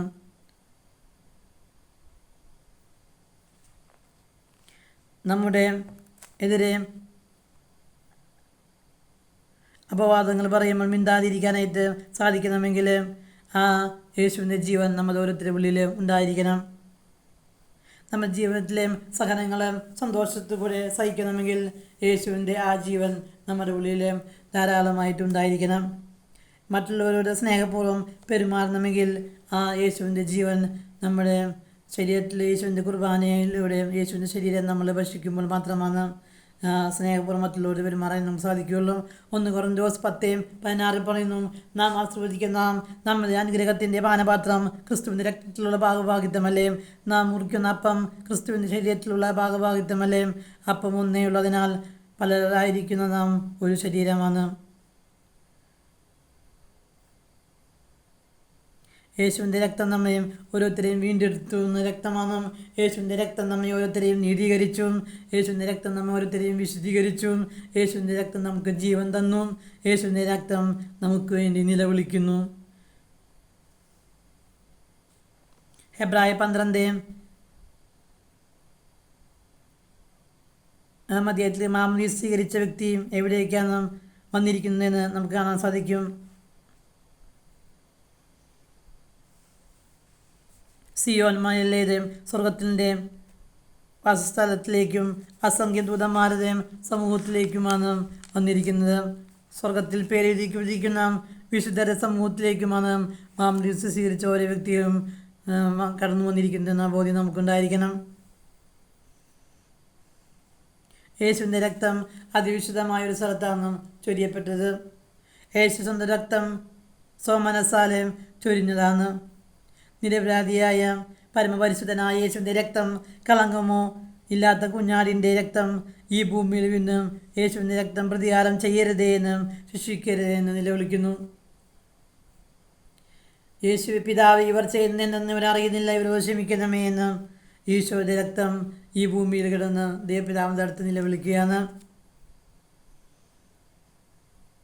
ആബേലിൻ്റെ രക്തം ഭൂമിയിൽ കിടന്നുകൊണ്ട് നിലവിളിക്കുകയാണ്, ദൈവമേ പ്രതികാരം ചെയ്യണമേ എന്ന് നിലവിളിക്കുമ്പോൾ യേശുവിൻ്റെ രക്തം ഈ നമ്മൾ ഓരോരുത്തർക്കും വേണ്ടി ഇവരുടെ മേൽ പാപം ആരോപിക്കരുത്, ഞാൻ ഇവർക്ക് വേണ്ടി പാപങ്ങൾ പരിഹാരം ചെയ്തു കഴിഞ്ഞ വ്യക്തിയെ പരിഹാരം ചെയ്തതാണെന്നുള്ള ബോധ്യത്തിൽ ദൈവമേ ഇവരെ ക്ഷമിക്കണമേ എന്ന് യേശുവിൻ്റെ രക്തം നമ്മൾ ദൈവത്തിൻ്റെ മുന്നിൽ വാദിക്കുന്ന രക്തമാണ്.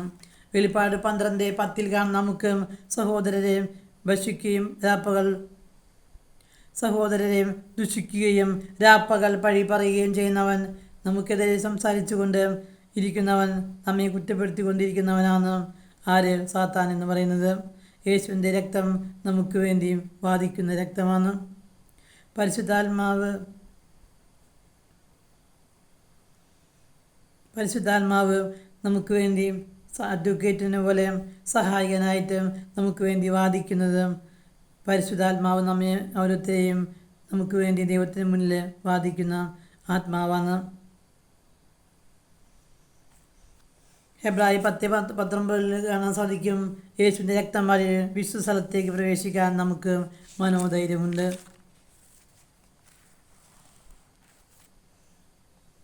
അതുകൊണ്ട് നമുക്ക് യേശുവിൻ്റെ ദൈവത്തിൻ്റെ സന്നിധിയിലേക്ക് കടന്നു ചെല്ലാനായിട്ട് നമുക്ക് ഓരോരുത്തർക്കും ആത്മധൈര്യം ലഭിക്കുന്നത് യേശുവിൻ്റെ രക്തം വഴിയാണ്. പഴയ നിയമത്തിലെ പ്രധാന പുരോഹിതൻ മാത്രമാണ് വർഷത്തിലൊരിക്കൽ അതിപ്രധാനമായ സ്ഥലത്ത് സാധിക്കുകയുള്ളൂ.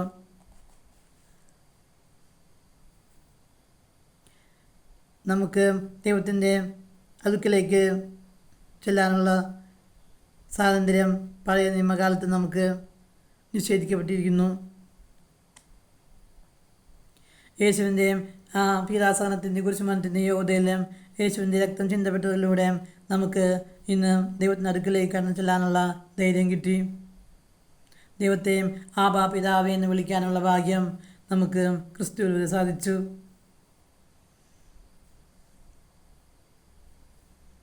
യേശുവിൻ്റെ രക്തം വഴിയും നവീനവും പുതിയതുമായ ഒരു പാത നമുക്ക് വേണ്ടിയും ദൈവം തുറന്നു തന്നു.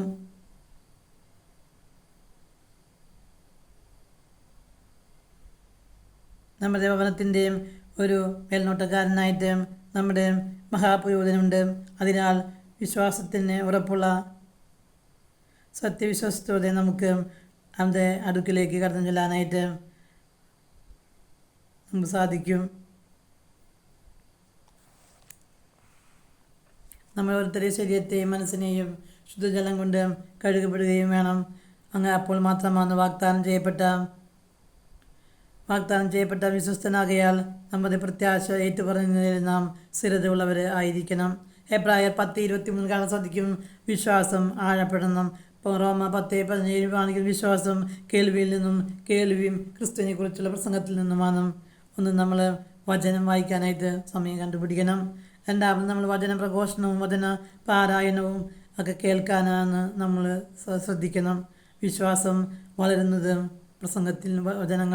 പ്രസംഗങ്ങൾ കേൾക്കുമ്പോഴാണ് വിശ്വാസം നമ്മൾ വളരുന്നത്. രണ്ടാമത് നമ്മൾ അനുദപിക്കണം. നമ്മൾ മാനസാന്തരപ്പെട്ടുകൊണ്ട് കുമ്പസാരിച്ച് ശരീരത്തെ തിരക്തം കൊണ്ട് കഴുകി വിശുദ്ധീകരിച്ച് നമ്മുടെ പ്രത്യാശയെല്ലാം നമ്മൾ ദൈവത്തിലേറ്റു പറഞ്ഞുകൊണ്ട് നമുക്ക് പ്രാർത്ഥിക്കാനായിട്ട് സാധിക്കണം. വിശ്വാസം നമ്മൾ അതരത്തിലൂടെ അത് ഏറ്റുപറയുകയും പ്രഖ്യാപിക്കുകയും ചെയ്യുന്ന അത്യാവശ്യമാണ്. വെളിപ്പാട് 12:11 അവരാകട്ടെ കുഞ്ഞാടിൻ്റെ രക്തം കൊണ്ടും സ്വന്തം ശാസ്ത്രത്തിൻ്റെ വചനം കൊണ്ടും അവൻ്റെ മേൽ വിജയം നേടി. എബ്രായർ 3:1 നമുക്ക് കാണാൻ സാധിക്കും.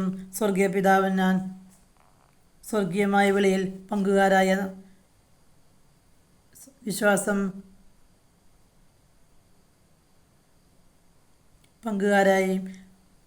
വിശുദ്ധ സഹോദരങ്ങളായി നാം ഏറ്റുപറഞ്ഞ് യേശുവിനെ പോലെ ആയിത്തീരാം.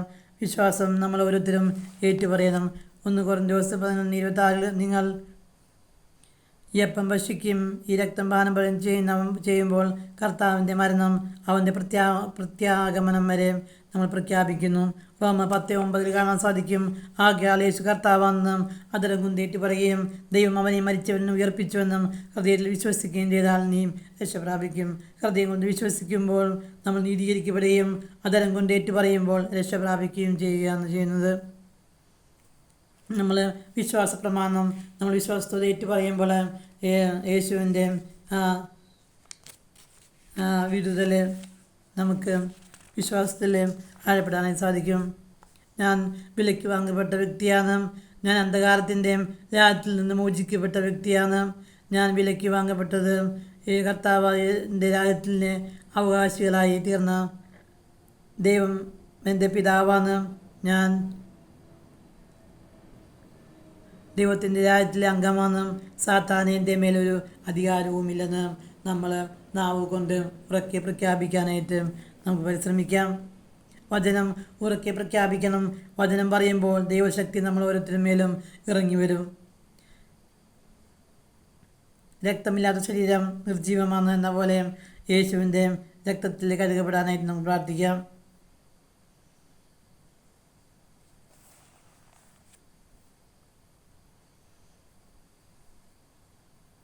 ബൈബിളിലുടനീളം കാണപ്പെടുന്നത് ജീവനുള്ള യേശുവിൻ്റെ രക്തത്തെക്കുറിച്ചാണ്. ലേവ്യർ 17:11 നമുക്ക് കാണാൻ സാധിക്കും. മാംസത്തിൻ്റെ ജീവൻ രക്തത്തിലാണ് ഇരിക്കുന്നത്. അത് ബലിപീഠത്തിന്മേൽ ജീവന് വേണ്ടി പാപപരിഹാരം ചെയ്യാൻ ഞാൻ നൽകിയിരിക്കുന്നു. അതിനാൽ അതിന് ജീവനുള്ളത് കൊണ്ട് രക്തമാണ് പാപപരിഹാരം ചെയ്യുന്നത്. 1 പത്രോസ് 1:18 കാണാൻ സാധിക്കും. പിതാക്കന്മാരിൽ നിന്നും നിങ്ങൾക്ക് ലഭിച്ച വ്യർത്ഥമായ ജീവിത രീതിയിൽ നിന്നും നിങ്ങൾ വീണ്ടെടുക്കപ്പെട്ട നശ്വരമായ സ്വർണ്ണ വെള്ളിയോ കൊണ്ടുമല്ല, കറയോ കളങ്കമോ ഇല്ലാത്ത കുഞ്ഞാടിൻ്റേതുപോലുള്ള ക്രിസ്തുവിൻ്റെ അമൂല്യമായ രക്തം കൊണ്ടാണ്. ഈ മഹനീയമായ അറിവ് ശിഷ്യന്മാരുടെ ഹൃദയത്തിൽ നിറച്ചുകൊണ്ട് അപ്പസ്തോലന്മാരെ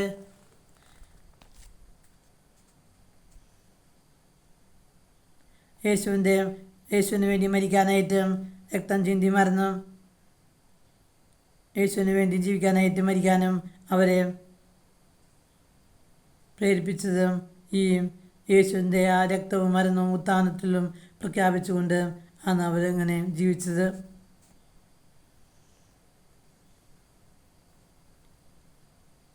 യേശുവിനെ ഒറ്റിക്കൊടുത്ത് യൂദാസ്കറിയാത്ത പോലും പറഞ്ഞു, ഞാൻ കുറ്റമില്ലാത്ത ആ രക്തത്തെ ഒറ്റിക്കൊടുത്തു എന്ന് യൂദാസ്കറിയാത്ത പോലും പറഞ്ഞുകൊണ്ട് കെട്ടിത്തൂങ്ങിച്ചാവുകയാണ് ചെയ്തത്. 2 കൊരിന്ത്യർ 15-ാം അധ്യായം 21-ാം വാക്യത്തിൽ നമ്മെല്ലാവരും ദൈവത്തിൻ്റെ നീതിയാകേണ്ടതിനെ പാപം അറിയാത്തവനെ ദൈവം നമുക്ക് വേണ്ടി പാപമാക്കിയും. 1 യോഹന്നാൻ 18:17 പീലാത്തോസ് യേശുവിനെ കുറിച്ച് പറഞ്ഞു, ഞാൻ അവനിൽ ഒരു കുറ്റവും കാണുന്നില്ല. യോഹന്നാൻ 8:46 കാണാൻ സാധിക്കും, യേശു പറഞ്ഞു, നിങ്ങളിൽ ആർ എൻ്റെ മേൽ കുറ്റം ആരോപിക്കും. ഹെബ്രായർ 7:26 പരിശുദ്ധനും ദോഷരഹിതനും നിഷ്കളങ്കനും പാപത്തിൽ നിന്ന് വേർതിരിക്കപ്പെട്ടവനും സ്വർഗത്തിൻ്റെ മേൽ ഉയർത്തപ്പെട്ടവനുമായ പ്രധാന പുരോഹിതൻ നമുക്കുണ്ടായിരിക്കുന്ന ഉചിതമായിരുന്നു. അന്നത്തെ പ്രധാന പുരോഹിതന്മാരെ പോലെ സ്വന്തം പാപങ്ങൾക്ക് വേണ്ടിയും അനന്തരം ജനത്തിൻ്റെ പാപങ്ങൾക്ക് വേണ്ടിയും അനുദിനം ഇനിയും അവൻ ബലിയർപ്പിക്കേണ്ടതായിട്ട് ആവശ്യമില്ല. അവൻ തന്നെ അർപ്പിച്ചുകൊണ്ട് എന്നേക്കുമായി ഒരിക്കൽ ബലിയർപ്പിച്ചു. 1 പത്രോസ് 2:25 കാണാൻ സാധിക്കും, അവൻ പാപം ചെയ്തിട്ടില്ല, അവൻ അതരങ്ങളിൽ വഞ്ചന പുറപ്പെട്ടതുമില്ല. 1 യോഹന്നാൻ 3:5 പാപങ്ങൾ ഏറ്റെടുക്കാൻ വേണ്ടിയാണ് അവൻ പ്രത്യക്ഷനായത് എന്നും നിങ്ങൾ അറിയുന്നു. അവനിൽ പാപമില്ല, അവനിൽ വസിക്കുന്ന ഒരുവനും പാപം ചെയ്യുന്നില്ല.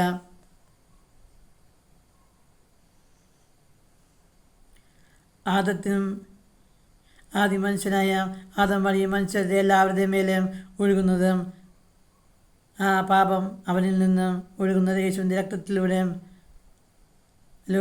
ആ കർമ്മപാപങ്ങളും ജന്മപാപവും ഇല്ലാതായി സ്വർഗീയമായ അവസ്ഥയിലേക്ക് നമ്മെ ഓരോരുത്തരെയും പാപരഹിതനായി തീർന്ന് അതിലൂടെ മാത്രമേ നമ്മെ വിശുദ്ധീകരിക്കുന്നത് യേശുവിൻ്റെ രക്തത്തിലൂടെ മാത്രമാണ്. ഹെബ്രായർ 9:13 കാണാൻ സാധിക്കും, കോലാടുകളെയും കാളക്കിടാനുകളുടെയും രക്തം കൊണ്ടെല്ലാം പശുകിടാവിൻ്റെയും ഭസ്മം വിതർന്നത് അശുദ്ധനെയും ശാരീരികമായി ശുദ്ധീകരിക്കുന്നു എങ്കിൽ നിത്യാത്മാവ് മുഖേന കളങ്കമില്ലാതെയും ദൈവത്തിന് തന്നെ സമർപ്പിച്ച ക്രിസ്തുവിൻ്റെ രക്തം ജീവിക്കുന്ന ദൈവത്തെ ശുശ്രൂഷിക്കാൻ നമ്മുടെ അന്ധകാരത്തെ എത്ര നിർജീവ പ്രവർത്തികളിൽ നിന്നും എത്ര അധികമായും വിശുദ്ധീകരിക്കുകയില്ല. ഈ ഭൂമിയിൽ നമ്മെ വിശുദ്ധീകരിക്കുന്ന ഏകരക്തം ഇപ്പോഴും പാപികൾക്ക് വേണ്ടി ഒഴുകുന്ന രക്തമാണ് യേശുവിൻ്റെ രക്തം. ഹെബ്രായർ 9:12 കാണിക്കും, അവൻ അവിടെ പ്രവേശിച്ചും നിത്യരക്ഷ സാധിച്ചതും കോലാടുകളിലെയോ കാളകിടാതുകളിലെയോ രക്തം കൊണ്ടെല്ലാം സ്വന്തം രക്തത്താലാണെന്നും ഹെബ്രായർ 9:26 കാണിക്കും. അങ്ങനെയായിരുന്നെങ്കിൽ ലോകാരംഭം മുതൽ പല പ്രാവശ്യം അവൻ പീഡ സഹിക്കേണ്ടി വരുമായിരുന്നു. കാലത്തിൻ്റെ പൂർണ്ണതയിൽ തന്നെ ബലിയർപ്പിച്ചുകൊണ്ട് പാപത്തെ നശിപ്പിക്കാൻ ഇപ്പോൾ ഇതാ അവൻ ഒരിക്കൽ മാത്രം പ്രത്യക്ഷപ്പെട്ടിരിക്കുന്നു. മനുഷ്യൻ ഒരു പ്രാവശ്യം മരിക്കുന്നു, അതിനുശേഷം വിധിയെന്നും നിശ്ചയിക്കപ്പെട്ടിരിക്കുന്നു.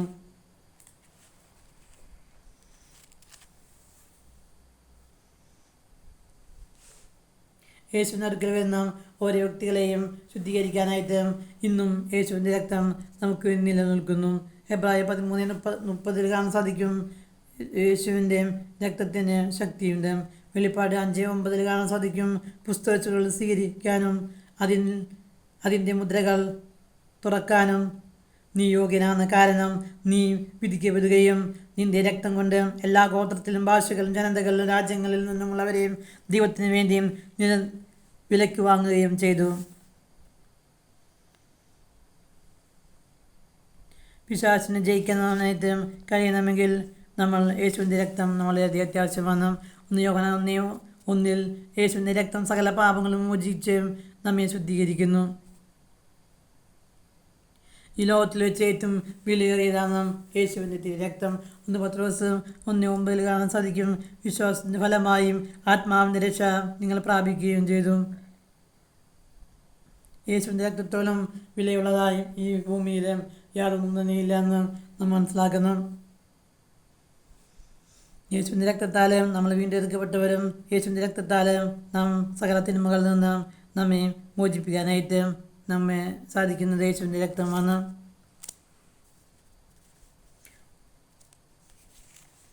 യേശുവിൻ്റെ രക്തം നമ്മൾ ഓരോരുത്തരെയും പ്രൊട്ടക്റ്റ് ചെയ്യുകയും സംരക്ഷിക്കുന്ന രക്തമാണ്. പുറപ്പാട് 12:13 കാണാൻ സാധിക്കും. ഞാനാണ് കർത്താവ്, കട്ടില രക്തം കട്ടില പടിയുമേ രക്തം ഉള്ള വരച്ചിട്ടുള്ള വീടുകളിൽ ആ സംഹാരദൂതൻ ആ വീടുകളെ കടന്നു പോവുകയും ആ രക്തം തെളിച്ചത് കാണുമ്പോൾ ആ സംഹാരദൂതൻ നിങ്ങളുടെ വീടുകളിൽ നിന്ന് കടന്നു പോകും. ഞാൻ ഈജിപ്തിലെ പ്രഹരിക്കുമ്പോൾ ആ ശിക്ഷ നിങ്ങളെ ഒരിക്കലും ബാധിക്കില്ലെന്നും പുറപ്പാടിൻ്റെ പുസ്തകത്തിൽ നമുക്ക് കാണാൻ സാധിക്കും.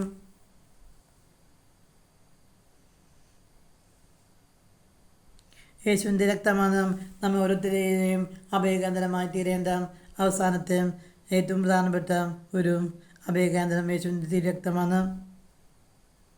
യേശുവിൻ്റെ രക്തം നമ്മെ ഓരോരുത്തരെയും സകല പാപങ്ങളും പോക്കിയും നമ്മെ ഓരോരുത്തരെയും ശുദ്ധീകരിക്കും. യേശുവിൻ്റെ രക്തത്തിന് നൽകാൻ കഴിയുള്ള സുരക്ഷിതത്വം വേറെ ഒരു സ്ഥലത്തും നമുക്ക് ഒരിക്കലും ലഭിക്കുകയില്ല. വെളിപ്പാട് 12:11 കുഞ്ഞാടിൻ്റെ രക്തത്താലും സാക്ഷ്യത്തിൻ്റെ വചനത്താലും അവൻ ശത്രുക്കളുടെ മേൽ വിജയം നേടി. കുഞ്ഞാടിൻ്റെ രക്തം, സാക്ഷ്യത്തിൻ്റെ വചനം, ക്രിസ്തുവിൻ്റെ രക്തം പൈശാചിക ശക്തികളുടെ മേലെ വിജയം നേടാനുള്ള ഏറ്റവും വലിയ പ്രധാനപ്പെട്ട ആയുധമാണ്. പാപമോചനത്തിൻ്റെ അനുതാപത്തിൻ്റെ കൃപ സങ്കീർത്തനം 32:1 കാണാൻ സാധിക്കും. അതിക്രമങ്ങൾക്ക് മാപ്പും പാപങ്ങൾക്ക് മോചനം ലഭിച്ചവൻ ഭാഗ്യവാൻ. ഞാൻ പാപം ഏറ്റു പറയാതിരുന്നപ്പോൾ ദിവസം മുഴുവൻ കരഞ്ഞ് എൻ്റെ ശരീരം ക്ഷയിച്ചുപോയി. പാപങ്ങൾ ഏറ്റുപറഞ്ഞ് പാപമോചനം യാചിക്കുന്നെങ്കിൽ നമ്മൾ പാപങ്ങൾ ഏറ്റുപറഞ്ഞ് പാപമോചനം യാചിക്കുന്നില്ലെങ്കിലും നമ്മൾ ക്ഷയിച്ച് എത്ര വലിയ പാപിക്കും സഹോദരങ്ങൾക്കെതിരെയും ദൈവത്തിനെതിരായി ചെയ്ത എല്ലാം രഹസ്യമോ പരസ്യമായ പാപം ചെയ്തു കഴിഞ്ഞാൽ അത് പാപത്തിൻ്റെ പരിണത ഫലം അവനിൽ പ്രവർത്തിക്കുകയും അവൻ ക്ഷയിച്ച് ഇല്ലാതായിത്തീരുകയും ചെയ്യുന്ന ഒരവസ്ഥയിലേക്ക് കടന്നു വരും. യോഹന്നാൻ 20:23 ഈശോ അവരുടെ മേൽ വിശ്വസിച്ചുകൊണ്ട് പറഞ്ഞു, പരിശുദ്ധാത്മാവിനെ സ്വീകരിക്കുവിൻ. നിങ്ങൾ ആരുടെ പാപങ്ങൾ മോചിക്കുമെന്നുവ മോചിക്കപ്പെട്ടിരിക്കും, ആരുടെ പാപങ്ങൾ ബന്ധിക്കുന്നുവ ബന്ധിക്കപ്പെട്ടിരിക്കും.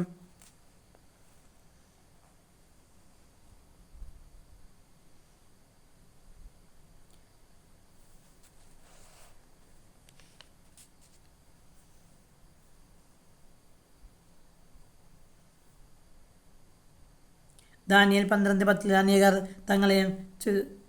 തന്നെ ശുദ്ധീകരിക്കുകയും നിർമ്മലമായ വെണ്മയാർന്ന രക്തം കൊണ്ട് ദുഷ്ടതയിൽ നിബന്ധിക്കുകയും ചെയ്തു.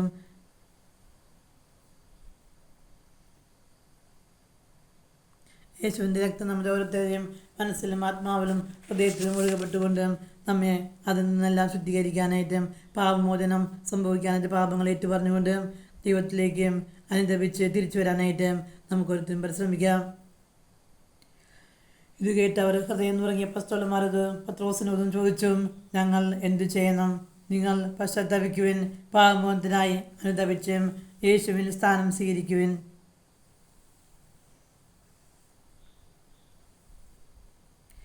വിശുദ്ധ അംബ്രോസ് നമ്മളെ ഓരോരുത്തരെയും പഠിപ്പിക്കുന്നുണ്ട്. സഭയിൽ 2 തരം മാമോദീസയുണ്ട്. ഒന്ന്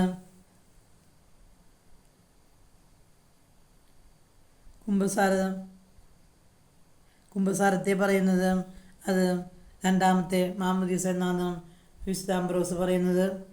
കുമ്പസാരം എന്നാൽ അത്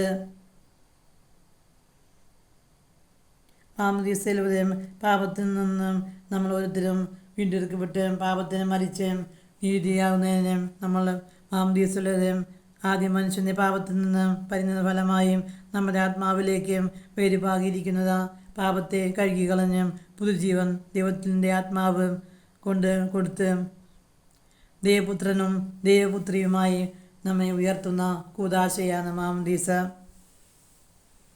കുംഭസാരം എന്ന കൂദാശ സ്വീകരിക്കുന്നതിലൂടെ ഈശോയുടെ പീഡാസനത്തിലും മരണത്തിലും ഉത്ഥാനത്തിലും പങ്കുപറ്റുന്നു. നിത്യരക്ഷയ്ക്ക് തടസ്സമായി നിൽക്കുന്ന പാപങ്ങളെ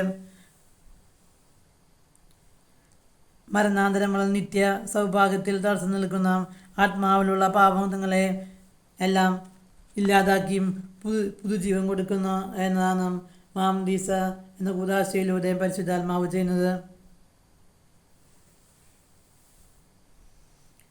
വലിയ ഒരു ദൈവികമായ പ്രവൃത്തിയുടെ സഭയുടെ അടയാളം എന്ന നിലയിലും നമ്മൾ ഓരോരുത്തരുടെ തലയിലും വെള്ളം ഒഴിച്ചുകൊണ്ട് നമ്മെ ഓരോരുത്തരെയും വിശദീകരിക്കുന്നു മാമോദീസയിൽ.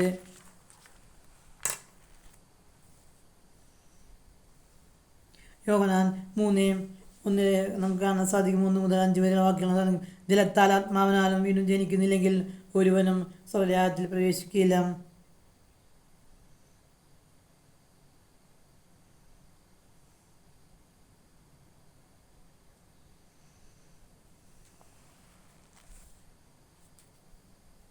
പാപത്തിന് സ്വാധീനത്തിൽ നിന്നും ആത്മാവ് ശുദ്ധീകരിക്കപ്പെടണമെങ്കിൽ യേശുവിനെ രക്ഷാകരമായ പാപമോചനം ലഭിക്കുന്ന ജലം അത്യാവശ്യമാണ്. അനുതാപത്തിൻ്റെ കണ്ണുനീര് വീഴ്ത്തിക്കൊണ്ട് യഥാർത്ഥത്തിൽ ഒരു കുമ്പസാരം പാപമോചനത്തിലൂടെ യേശുവിൻ്റെ കൃപാവരം നമ്മളിലേക്ക് പരിപൂർണമായി അഭിഷേകമായി മാറാനായിട്ട് നമുക്ക് പരിശ്രമിക്കാം.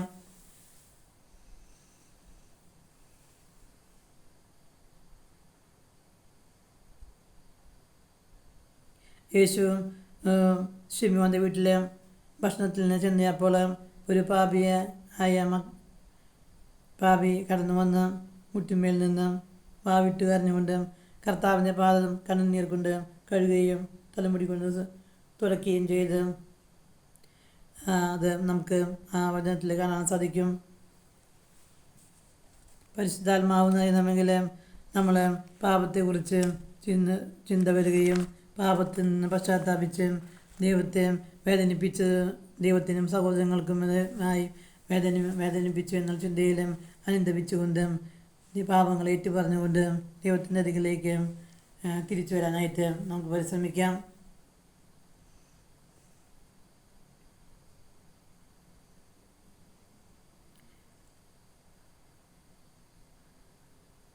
നമുക്ക് രക്തനീതി മരിച്ച യേശുവിനെ പാപം വഴിയും വേദനിപ്പിച്ചും അഹങ്കാരത്തിലും അസൂയയിലും അശുദ്ധിയിലും പാപപ്രവർത്തികൾ മൂലം ദൈവത്തെ വേദനിപ്പിച്ചു എന്നും സഹോദരങ്ങളെയും വേദനിപ്പിച്ചു എന്നും ചിന്തയിൽ നിന്നും കണ്ണുനീർ ഒഴുകിച്ചുകൊണ്ട് മാത്രമേ സ്വർഗത്തിൻ്റെ കൃപയും അഭിഷേകവും നമ്മുടെ ഓരോരുമേലും തിരിച്ചു വരാനായിട്ട് കാരണമായി തീരുക. നമുക്ക് ആന്തരികമായ ദുഃഖമുണ്ടാവുകയും നിരാശയിലേക്ക് നയിക്കുന്ന കുറ്റബോധമല്ല നമുക്ക് വേണ്ടത്, പാപബോധമാണ് നമുക്ക് ഓരോരുത്തർക്കും പ്രധാനപ്പെട്ടതായി വേണ്ടത്. 2 കൊരിന്ത്യർ 7:12 നിങ്ങളുടെ ദുഃഖം ദൈവഹിതപ്രകാരമാണ്. നിങ്ങളുടെ ദുഃഖം ദൈവഹിതപ്രകാരമുള്ളതാണെങ്കിൽ അതുവഴി നിങ്ങൾക്ക് ഒരു നഷ്ടവും ഉണ്ടായിരിക്കുകയില്ല. രക്ഷാകരമായ പശ്ചാത്താപം ജനിക്കുന്നു, അതിൽ ഖേദത്തിന് അവകാശമില്ല. ലൗകികമായ ദുഃഖം മരണത്തിലേക്ക് നമ്മെ ഓരോരുത്തരെയും നയിക്കുന്നു. ജീവിതത്തിൽ മാറ്റത്തിന് വഴി തെളിയിക്കുന്ന ദൈവകൃത പ്രകാരമുള്ള ദുഃഖം അവനെ പശ്ചാത്താപത്തിലേക്ക് പരിശുദ്ധാത്മാവിലുള്ള ദുഃഖമാണ് ഇവിടെ നമ്മളോട് സൂചിപ്പിക്കുന്നത്. വിശുദ്ധ പൗസ്തീനായ ലേഖനക്കുറിപ്പിൽ കാണാൻ സാധിക്കും. വിശുദ്ധ പൗസ്തീന പ്രാർത്ഥിക്കുമായിരുന്നു, ഈശോ തിരുരക്തത്തിന് എന്നേരവും ആരാധനയും സ്തുതിയും ഉണ്ടായിരിക്കട്ടെ എന്നും പൗസ്തീന പ്രാർത്ഥിക്കുന്നതായിട്ട് കാണാൻ സാധിക്കും.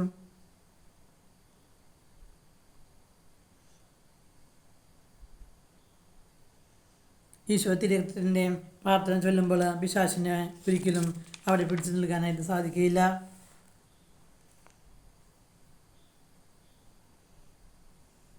യേശു ആഗ്രഹിക്കുന്ന പോലെ എനിക്ക് ജീവിക്കാൻ സാധിച്ചിട്ടില്ലെങ്കിലും യേശുവിൻ്റെ രക്തം എനിക്ക് വേണ്ടി ചിന്തിയിട്ടുള്ള ബോധത്തോടെ പിതാവേ അങ്ങേ പുത്രൻ എനിക്ക് വേണ്ടി ചിന്തിയ തിരക്തം എനിക്ക് വേണ്ടി പ്രാർത്ഥിക്കുന്നു. നമുക്ക് വേണ്ടി മധ്യസ്ഥം വഹിക്കുന്ന ഒരു ഈശോയുടെ തിരക്തമുണ്ട്. നമുക്ക് വേണ്ടി പ്രാർത്ഥിക്കുന്ന ഈ ലോകത്തിലാരും തന്നെ ഇല്ല. നമുക്ക് വേണ്ടി പ്രാർത്ഥിക്കുന്ന ഈ ലോകത്തിലാരും തന്നെ ഉണ്ടാവുകയില്ല. എന്നാൽ ഈശോയുടെ തിരക്തം നമുക്ക് വേണ്ടിയും മധ്യസ്ഥം വഹിച്ച് പ്രാർത്ഥിക്കുന്നു. 2 കൊരിന്ത്യർ 1:3 പൗലോസ്ലീഹ നമ്മെ പറയുന്നു, ദൈവത്തെ പരിചയപ്പെടുത്തി തരികയാണ്. നിങ്ങൾ വിശ്വസിക്കുന്ന ദൈവത്തിൻ്റെ സ്വഭാവം എന്താണ്? നമ്മുടെ കർത്താവായ യേശു ക്രിസ്തുവിൻ്റെ പിതാവും കരുണയുടെ പിതാവും സകല സമാശ്വാസത്തിൻ്റെയും വിശ്വസിക്കുന്ന ദൈവത്തിൻ്റെ സവിശേഷത ഒന്ന്, ദൈവം പിതാവാണ്. നമ്മുടെ കാര്യത്തിലെ വ്യാപൃതനായ ഒരു പിതാവുണ്ട്. നമുക്ക് ആകുലപ്പെടുന്ന എല്ലാ കാര്യങ്ങളും ശ്രദ്ധിച്ച് നമ്മെ നോക്കുന്ന ഒരു പിതാവുണ്ട്. ലോകത്തിൽ ദൈവത്തെ പിതാവായി നമ്മൾ അംഗീകരിക്കുകയും നമ്മുടെ കാര്യങ്ങൾ ശ്രദ്ധിക്കാൻ മക്കൾക്കും ജീവിത പങ്കാളിക്കും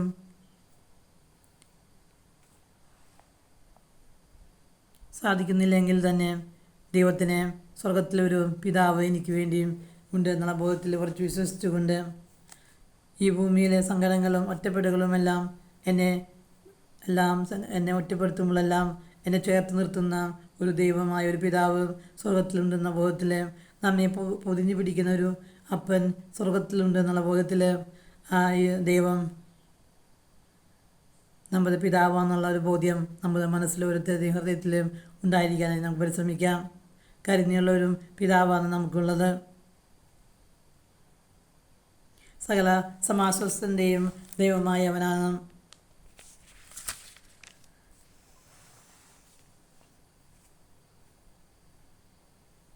ആ പിതാവും സ്വർഗത്തിലെ സന്നിധിയിൽ നമുക്ക് നമ്മുടെ ദുഃഖങ്ങൾ ഭാരങ്ങൾ നമുക്ക് തുറന്നു വയ്ക്കാനായിട്ട് സ്വർഗീയ പിതാവിൻ്റെ നിന്ന് നമുക്ക് സമാശ്വാസവും ഒക്കെ ലഭിക്കാനായിട്ട് നമുക്ക് പരിശ്രമിക്കാം.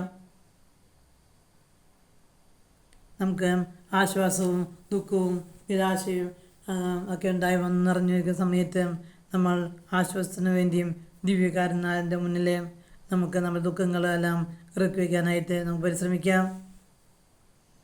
ഒരു പ്രശ്നം കഴിയുമ്പോൾ വേറൊരു പ്രശ്നം നമ്മുടെ ജീവിതത്തിൽ ഓരോരുത്തരുടെ ജീവിതത്തിലും വന്നുകൊണ്ടിരിക്കുമ്പോൾ നമ്മൾ അതെല്ലാം ഈശോയെ ദിവ്യകാരനാഥൻ്റെ മുന്നിൽ പോയി നമുക്കതെല്ലാം ആശ്വാസം നൽകുന്നതിന് വേണ്ടിയും എല്ലാം ദൈവത്തിലേക്ക്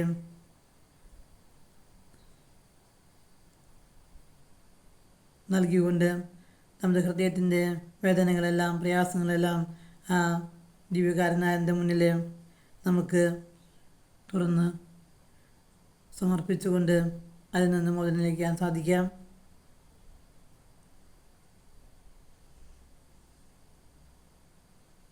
പൗലോസ്ലീഹ ഒത്തിരിയും കഷ്ടതകളുടെയും പ്രശ്നങ്ങളിലൂടെയും കടന്നു പോയപ്പോഴെല്ലാം പറയുന്നുണ്ട്, ഈ ഒത്തിരി പ്രയാസങ്ങളിലൂടെ എന്നെ കടത്തിവിട്ടതും ഇതേ വഴിയിലൂടെ ഒത്തിരി പ്രയാസങ്ങളിലൂടെ കടന്നു പോകുന്ന വ്യക്തികളെ മനസ്സിലാക്കാനായിട്ടുള്ള കൃപ ഈ വേദനകളുടെ സങ്കടങ്ങളെയും പീഡനങ്ങളുടെയും പൗലോസിലേക്ക് ഉണ്ടായപ്പോൾ ഈ പ്രയാസങ്ങളിലൂടെ കടന്നു പോകുന്നവരെയും സമാശ്വസിപ്പിക്കാൻ വേണ്ടിയാണ് എനിക്കിത് സംഭവിച്ചതെന്ന് പൗലോസ്ലീഹ പറയുന്നു. നമ്മുടെ ജീവിതത്തിൽ ദൈവം ഒത്തിരി പ്രയാസങ്ങളിലൂടെ സങ്കടങ്ങളിലൂടെ നമ്മൾ ഓരോരുത്തരെയും കടന്നു പോകുമ്പോൾ വാക്കിലൂടെയോ മാത്രമല്ല മറ്റുള്ളവരെ ആരെയും ആശ്വസിപ്പിക്കാനായിട്ട് ദൈവം നമ്മെ ഓരോരുത്തരെയും മാറ്റി നിർത്തിയിട്ടുണ്ടെന്ന് നമുക്ക് മനസ്സിലാക്കാം. നമ്മുടെ ജീവിതത്തിലെ ഒത്തിരി അനുഭവങ്ങളിലൂടെ ജീവിതത്തിൽ പ്രയാസങ്ങളിലൂടെയൊക്കെ നമ്മൾ കടത്തിവിടുന്നത് ഇതേപോലെ ഒത്തിരി പ്രയാസങ്ങളും വേദനകളുടെയും അനുഭവത്തിലൂടെ കടന്നു പോകുന്ന വ്യക്തികളെയും നമുക്ക് സമാശ്വസിപ്പിക്കാനായിട്ട് നമുക്ക് അവരുടെ വേദനകൾ മനസ്സിലാക്കാനായിട്ട് കഴിയണമെങ്കിൽ നമ്മളും ഇതേ അനുഭവത്തിലൂടെ കടന്നു പോകാനായിട്ട് ദൈവം നമ്മളെ ഓരോരുത്തരെ അനുവദിക്കും.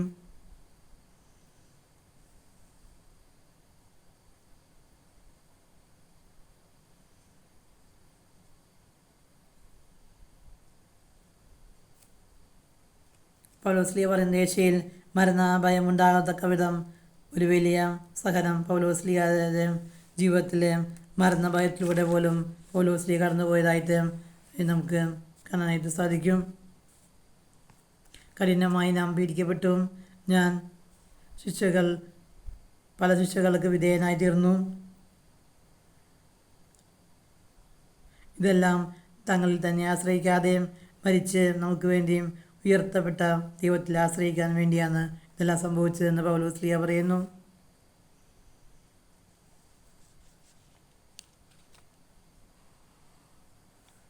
നമ്മൾ മരണത്തിലൂടെ ആണ് നമ്മൾ കടന്നു പോകുന്നതെങ്കിലും മരണത്തെ ജയിച്ച ഈശോ നമ്മുടെ കൂടെയുണ്ടെന്നുള്ള ബോധത്തിൽ നമുക്ക് ജീവിക്കാനായിട്ട് സാധിക്കണം.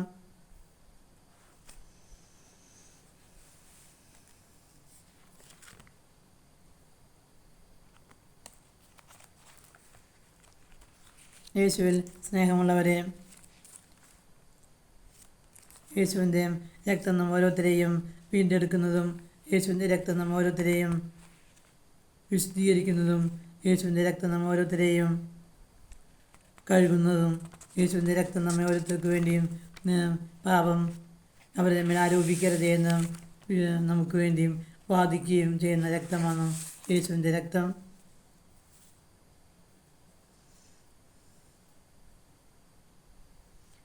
നമ്മൾ ഓരോരുത്തരുടെയും ശത്രു എന്ന് പറയുന്നത് പിശാചാണ്. ദൈവത്തിൻ്റെ രാജ്യവും തമ്മിലാണ് യുദ്ധം നടക്കുന്നത്. നാം മനുഷ്യരുമായി ഇങ്ങനെ യുദ്ധം ചെയ്യുമ്പോൾ നമ്മളെ ശക്തിയെല്ലാം ക്ഷയിച്ചു പോകാൻ സാധ്യതയുമായി തീരും. നമ്മുടെ എല്ലാവരുടെ മുന്നിൽ നമുക്ക് വേണ്ടി അണിനിരക്കുന്ന ദൈവത്തിൻ്റെ ഒരു സൈന്യം തന്നെയുണ്ടെന്നുള്ള ബോധത്തിൽ നിങ്ങൾ യുദ്ധ പോരാട്ടം ഉണ്ടെങ്കിൽ അത് ദൈവരാജ്യത്തിൻ്റെ യുദ്ധമാണ്. യേശുവും കാൽവരിയിൽ രക്തം ചിന്തി നമ്മൾ ജയിച്ചു കഴിഞ്ഞു. ഓരോരുത്തർക്കും ഓരോ മേഖലയിലാണ് പോരാട്ടമുള്ളത്. ചിലർക്ക് കോപവും ദേഷ്യവും, ചിലർക്ക് അസൂയയും ഒക്കെയാണ് പോരാട്ടമുള്ളത്. ചിലർക്ക് രോഗവുമായിട്ടാണ് പോരാട്ടം കഴിയേണ്ടത്. ചിലർക്ക് കടബാധ്യതയുമായിട്ടാണ്. ഓരോരുത്തർക്കും വ്യത്യസ്തമായ ജീവിത സാഹചര്യങ്ങളിലൂടെയാണ് നമ്മൾ ഓരോരുത്തരും കടന്നു പോകുന്നത്. 31:14 ലോകത്തിനെ പിടിച്ചുകൊണ്ട് പോയപ്പോഴാണ് മോശ ആദ്യമായിട്ട് യുദ്ധത്തിനിറങ്ങിയത്. നമ്മൾ ജലരക്തങ്ങളോടല്ല നമ്മൾ പോരാടേണ്ടത്.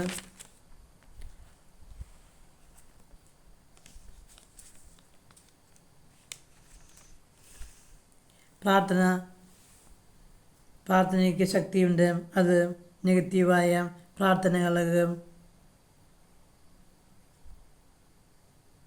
നെഗറ്റീവായ കാര്യങ്ങൾക്ക് വേണ്ടി നമ്മൾ പ്രാർത്ഥിക്കുമ്പോൾ അത് പ്രാർത്ഥനയുടെ എനർജി നമുക്ക് ലഭിക്കുകയില്ല.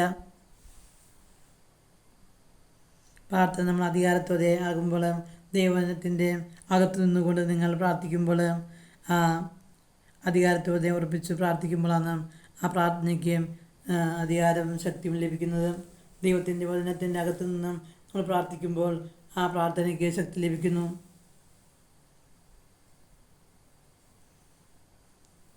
യുദ്ധം ചെയ്യുന്നവനെ നമ്മുടെ ഓരോരുത്തരുടെയും ബലഹീനത എന്താണെന്ന് നമ്മൾ ഓരോരുത്തരും വ്യക്തമായി മനസ്സിലാക്കേണ്ടത് അത്യാവശ്യമാണ്.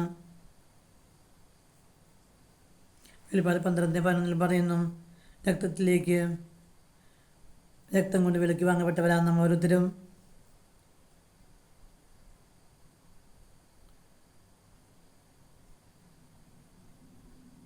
ഈശ്വരൻ്റെ രക്തത്തിലൂടെ നമ്മൾ ഓരോരുത്തർക്കും അതിന്മേൽ വിജയം വരിക്കാനായിട്ട് സാധിക്കുമെന്നും ശത്രുവായ പിശാചിനെ തോൽപ്പിക്കാനായിട്ട് നമുക്ക് ഓരോരുത്തർക്കും യേശുവിൻ്റെ രക്തം കൊണ്ട് സാധിക്കുമെന്നും മനസ്സിലാക്കാം.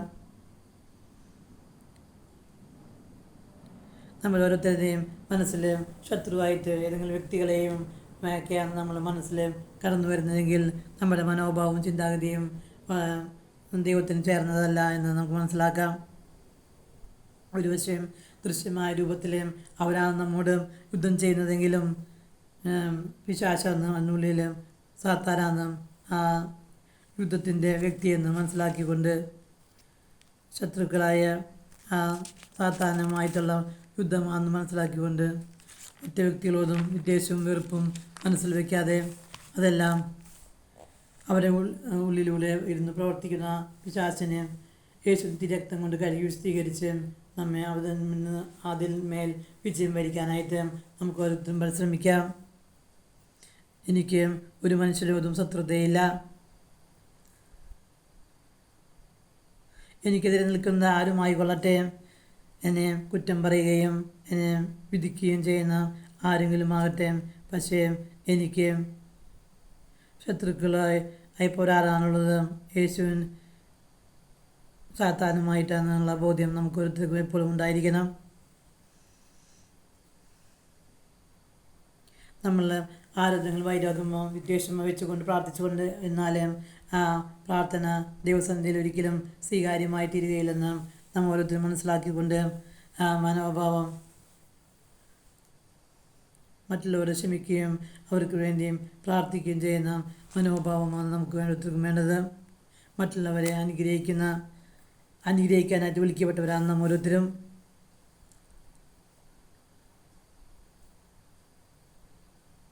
നിങ്ങൾ പ്രാർത്ഥിക്കുമ്പോൾ ആരോടെങ്കിലും ശത്രുതയുണ്ടെങ്കിൽ അവരത് ക്ഷമിച്ചുകൊണ്ട് നമ്മൾ ഓരോരുത്തരും പ്രാർത്ഥിച്ചാലാണ് ആ പ്രാർത്ഥനയ്ക്ക് ഫലം ലഭിക്കുകയുള്ളൂ.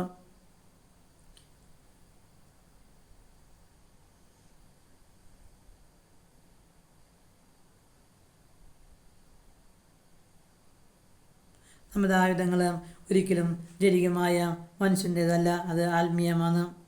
ദൈവസന്നിധിയിൽ ശക്തിയുള്ളതാണത്. നമ്മുടെ യഥാർത്ഥത്തിലുള്ള ശത്രു എന്ന് പറഞ്ഞാൽ നമ്മുടെ ഉള്ളിൽ തന്നെയുള്ള പഴയ മനുഷ്യനാണ്. നമുക്കെതിരെ പോരാടാനുള്ള ചിന്തകളുടെയും മനോഭാവത്തിലുമാണ് നമുക്കെതിരെ പോരാടാനുള്ളത്.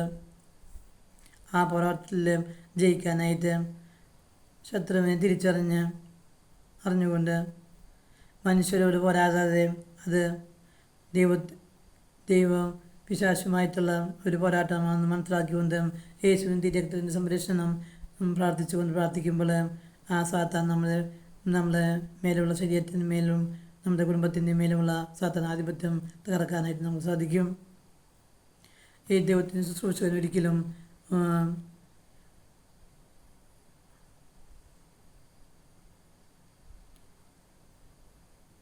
മറ്റുള്ളവരെ തകർക്കുകയും അവർക്ക് വേണ്ടിയും മോശമായത് പറയുകയും ചെയ്യുന്ന അവരെ രമ്യതയുടെയും സമാധാനത്തിൻ്റെയും ക്ഷമയുടെയും ശുശ്രൂഷകനായിട്ടാണ് ദൈവം നമ്മ ഓരോരുത്തരെയും മാറ്റിയിരിക്കുന്നുള്ള ബോധ്യത്തിൽ എല്ലാവരെയും നിരപരാധികളായി കണ്ട് ക്ഷമിക്കാനായിട്ട് നമുക്ക് പരിശ്രമിക്കാം. തെറ്റായ ശത്രുവിനോട് മനുഷ്യരെ കണ്ടുകൊണ്ട് നമ്മൾ പോരാടി ക്ഷീണിക്കാതിരിക്കാനായിട്ട് മനുഷ്യരുടെ പുറകിൽ നിൽക്കുന്ന ശക്തിയെ തിരിച്ചറിഞ്ഞുകൊണ്ട് ആ സാത്താനെ അതിൻ്റെ പിന്നിൽ വ്യാപിക്കുന്ന സാത്താനെ ജയിച്ചുകൊണ്ട് യേശുവിൻ്റെ രക്തം കൊണ്ട് വിളിച്ചപേക്ഷിച്ചുകൊണ്ട് യേശുവിൻ്റെ വചനത്താലും സാക്ഷ്യത്തിൻ്റെ വചനത്താലും യേശുവിൻ്റെ രക്തം കൊണ്ട് ആ രക്തത്തിൻ്റെ യേശു ചൊരിഞ്ഞ ശക്തി കൊണ്ട് അതിനെ തിരിച്ചറിഞ്ഞുകൊണ്ട് ആ പോരാട്ടങ്ങളിൽ വിജയം വരിക്കാനായിട്ട് നമുക്കൊരുത്തരും പരിശ്രമിക്കാം.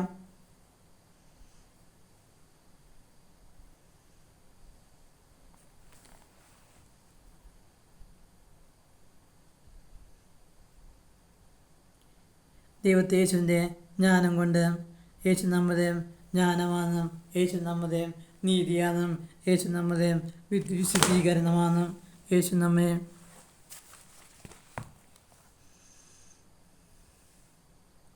പിശാചിൻ്റെ രാജ്യത്തിൽ നിന്ന് നമ്മയും യേശുവിൻ്റെ രാജ്യത്തിലേക്ക് നമ്മളെ ഓരോരുത്തരെയും വീണ്ടെടുക്കപ്പെട്ടവരാണെന്നുള്ള ബോധ്യത്തിൽ സ്വന്തം കഴിവുകൾ സ്വന്തം ശക്തി കൊണ്ട് ആശ്രയിക്കാതെ സ്വന്തം മഹിമ കൊണ്ട് കുടുംബ മഹിമ കൊണ്ട് ഒന്നും നമുക്ക് യേശുവിൻ്റെ രാജ്യത്തിലേക്ക് പ്രവേശിക്കാനായി സാധിക്കില്ല.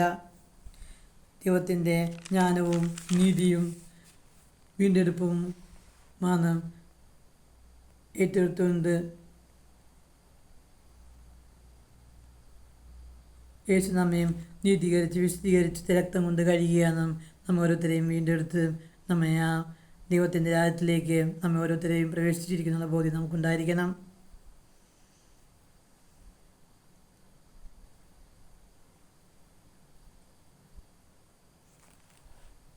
നമ്മുടെ മേലുള്ള എല്ലാ സാത്താനാധിപത്യങ്ങളെയും നമുക്ക് യേശുവിൻ്റെ രക്തം കൊണ്ട് കഴുകി വിശദീകരിക്കാനായിട്ട് പ്രാർത്ഥിക്കാം. വാക്ക് ആണ് നമുക്ക് ക്രിയേറ്റീവായിട്ട് നമ്മെ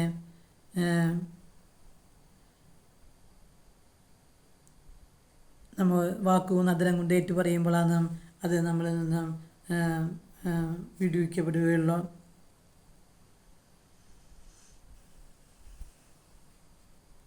നാവ് കൊണ്ട് ആ യേശുവിൻ്റെ വചനം ഏറ്റു പറഞ്ഞുകൊണ്ട് യേശുവിൻ്റെ തിരക്കത്തിൻ്റെ ശക്തി കൊണ്ട് സാത്താൻ്റെ മേലെ ഈ അധികാരം സ്ഥാപിക്കാനായിട്ട് നമുക്ക് ഒരിക്കലും പരിശ്രമിക്കാം. ഈ രോഗത്തെ സാത്താൻ്റെ മേലെ രോഗമാകുന്ന ഈ പൈശാചിക ശക്തികളെ യേശുവിൻ്റെ നാമത്തിൽ ബന്ധിച്ച് ഈ ശരീരം ദൈവത്തിൻ്റെ ആലയമാണ്. ഇതിൽ സാത്താൻ അധികാരമില്ല. ഈ കുടുംബം യേശുവിൻ്റേതാണ്. സാത്താന് ഇതിന്മേൽ അധികാരമില്ലെന്ന് യേശുവിൻ്റെ തിരക്തം കൊണ്ട് വിളിച്ചപേക്ഷിച്ച് പ്രാർത്ഥിക്കുമ്പോൾ അതിൽ നിന്ന് വിടുവൽ പ്രാപിക്കാനായിട്ട് നമുക്ക് ഓരോരുത്തർക്കും സാധിക്കുമെന്ന് നമുക്ക് മനസ്സിലാക്കാനായിട്ട് സാധിക്കാം.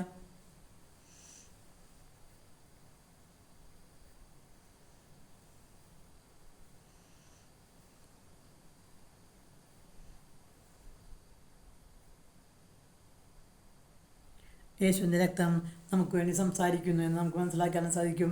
ഇതിൽ നിന്ന് നമുക്ക് മനസ്സിലാക്കാൻ സാധിക്കുന്നത് ആബേലിൻ്റെ രക്തം പാപത്തെ പരിഹാരത്തിന് വേണ്ടിയും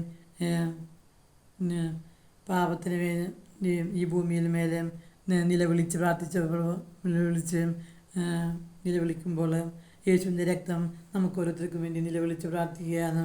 പിതാവേ, ഈ രക്തം ഈ പാപം അവരുടെ മേൽ ആരോപിക്കരുത് എന്നും യേശുവിൻ്റെ രക്തം നമുക്ക് വേണ്ടി നിലവിളിച്ച് പ്രാർത്ഥിക്കുന്നു.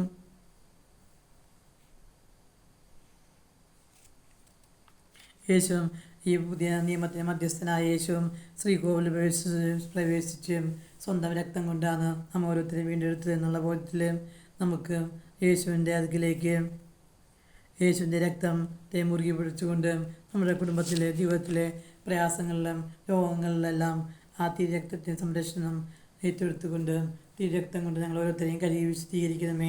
നമ്മുടെ കുഞ്ഞുമക്കളെ കഴുകി വിശദീകരിക്കണമേ. യേശുവെയും നമ്മുടെ തലമുറയെ വിശദീകരിക്കണമേ. സഭയെ വിശദീകരിക്കണമേ. ഓരോരുത്തരെയും യേശുവെ അങ്ങ് തിരക്തം കൊണ്ട് കഴുകിയും ശിരസ് മുതൽ പാദം വരെ കഴുകി വിശദീകരിച്ച് ഞങ്ങളെ തിരക്തത്തിൻ്റെ സംരക്ഷണം കൊണ്ട് പൊടിനെ സംരക്ഷിച്ചും സാത്താൻ്റെയും പാപത്തിൻ്റെയും ശാപത്തിൻ്റെയും തിന്മയുടെയും ബന്ധനങ്ങളിൽ നിന്ന് ഞങ്ങൾ ഓരോരുത്തരെയും വിടുവിക്കണമെന്ന് നമുക്ക് യേശുവിൻ്റെ രക്തം നമ്മൾ ഓരോരുത്തരെയും നിരപരാധിയായി നമ്മൾ ഓരോരുത്തരെയും നിരപരാധികളായിട്ട് ദൈവത്തിൻ്റെ മുന്നിൽ നമുക്ക് വേണ്ടി പാപം ചെയ്യാത്ത വ്യക്തികളായിട്ട് നീതീകരിക്കുന്ന യേശുവിൻ്റെ രക്തമാണെന്ന് തിരിച്ചറിഞ്ഞുകൊണ്ട് പിതാവിൻ്റെ മുന്നിൽ യേശുവിൻ്റെ രക്തം നമുക്ക് വേണ്ടി സംസാരിക്കുന്നുണ്ട്. പാപത്തിൻ്റെ പരിഹാരമായിട്ട് യേശു രക്തം ചിന്തിയും നമ്മെ നീതീകരിച്ച് വീണ്ടെടുക്കപ്പെട്ട വ്യക്തികളാണെന്നുള്ള ബോധ്യത്തിൽ എന്നും ജീവിക്കാനായിട്ട് നമുക്ക് പരിശ്രമിക്കാം. പിശാചൻ നമ്മുടെ ഓരോരുത്തരുടെ ചെവിയിലുള്ളിലേക്ക് ഇട്ടു തരുന്നത് നീ പാപിയാണ്, നീ പണ്ട് കാലത്ത് ഇത്ര പാപങ്ങളൊക്കെ ചെയ്തിട്ടുണ്ട് എന്ന് പറഞ്ഞുകൊണ്ട് നമ്മെ ഓരോരുത്തരെയും പാപികളാണെന്ന് പറഞ്ഞ് കുറ്റപ്പെടുത്തിക്കൊണ്ടിരിക്കുമ്പോൾ യേശുവിൻ്റെ രക്തം നമ്മയും പാപത്തിൽ നിന്ന് വിടുവിച്ച് നമ്മെ വിശദീകരിച്ച് മാറ്റി നിർത്തി വിശദമായ കാര്യങ്ങൾക്ക് വേണ്ടി മാറ്റി നിർത്തിയ വ്യക്തികളാണെന്നുള്ള ബോധ്യത്തിൽ ആ രക്തത്തിൽ സംരക്ഷണം നേടാനായിട്ട് നമ്മുടെ പാപങ്ങളൊക്കെ യേശുവിൻ്റെ രക്തം കൊണ്ട് കഴുകി വിശദീകരിക്കാനായിട്ട് പാപങ്ങൾ ഏറ്റുപറയാനായിട്ട് അനുദപിക്കാനായിട്ട് യേശുവിലേക്ക് കുംസാരത്തിലൂടെ പാപങ്ങൾ ഏറ്റുപറഞ്ഞ് അനുദപിച്ച് ഏറ്റുപറയാനായിട്ട് നമുക്ക് പരിശ്രമിക്കാം. പഴയ പാപങ്ങൾ നമ്മെ ഓരോരുത്തരെയും വേട്ടയാടാതിരിക്കാനായിട്ട് നമുക്ക് യേശുവിൻ്റെ തിരക്തത്തിൻ്റെ സംരക്ഷണം നമുക്ക് പ്രത്യേകം നമുക്ക് യേശുവിൻ്റെ തിരക്തം നമ്മെ രക്ഷിച്ചു എന്ന ബോധ്യത്തിൽ ജീവിക്കാനായിട്ട് നമുക്ക് പരിശ്രമിക്കാം.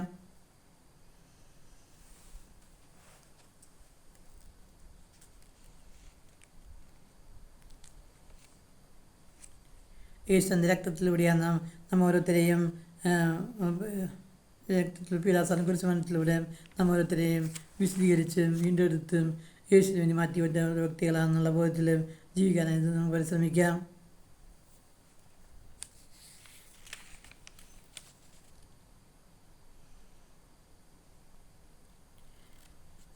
നമ്മൾ ഓരോരുത്തരെയും ഈശോയെയും അങ്ങനത്തെ രക്തം കൊണ്ട് കഴുകി വിശദീകരിച്ച് ഞങ്ങളെ നീതീകരിച്ച് വിശദീകരിച്ച് ഞങ്ങൾക്ക് ജ്ഞാനവും പരിത്രാണവും സ്നേഹവും ഒക്കെ പ്രദാനം ചെയ്ത യേശുവിൻ്റെ തിരക്തത്തിൻ്റെ പൂർണ്ണമായി ആശ്രയിച്ചുകൊണ്ട് ജീവിക്കാനായിട്ട് നമ്മെ ഓരോരുത്തരെയും അത് ഉറക്കെ പ്രഖ്യാപിക്കാനായിട്ട് അത് വിശ്വാസത്തിൽ ഏറ്റെടുക്കാനായിട്ട് അങ്ങനെ നമ്മളെല്ലാം തിരക്തം കൊണ്ട് കഴുകി വിശദീകരിച്ച് നമ്മുടെ കുടുംബത്തെയും മക്കളെയും മാതാപിതാക്കളെയും എല്ലാവരെയും യേശുവിൻ്റെ തിരക്തം കൊണ്ട് പൊതിഞ്ഞ് സംരക്ഷിച്ച് ഞങ്ങൾ ഓരോരുത്തരെയും തിന്മയുടെ സ്വാധീനങ്ങളിൽ നിന്നും പാപവാസനകളിൽ നിന്നെല്ലാം യേശു തിരുരക്തം കൊണ്ട് കഴുകി വിശദീകരിച്ചിരുന്ന ബോധ്യത്തിലൂടെ ആ തിരുരക്തത്തിന് സംരക്ഷണം ഏറ്റെടുത്തുകൊണ്ട് ലോകത്തിൻ്റെ യേശുവെ ഇന്നിപ്പോൾ ഈ വചനം കേട്ടുകൊണ്ടിരിക്കുന്ന എല്ലാ വ്യക്തികളിൽ നിന്നുള്ള പൈശാചിക ശക്തികളെയും എല്ലാ രോഗങ്ങളെയും യേശു അങ്ങ് തിരുരക്തം കൊണ്ട് കഴുകി വിശദീകരിച്ച് ഞങ്ങളിൽ നിന്ന് വിട്ടുപോകാനായിട്ട് യേശുവിൻ്റെ നാമത്തിൽ കൽപ്പിക്കുകയും ശാസിക്കുകയും വിധിക്കുകയും ചെയ്യുന്നു.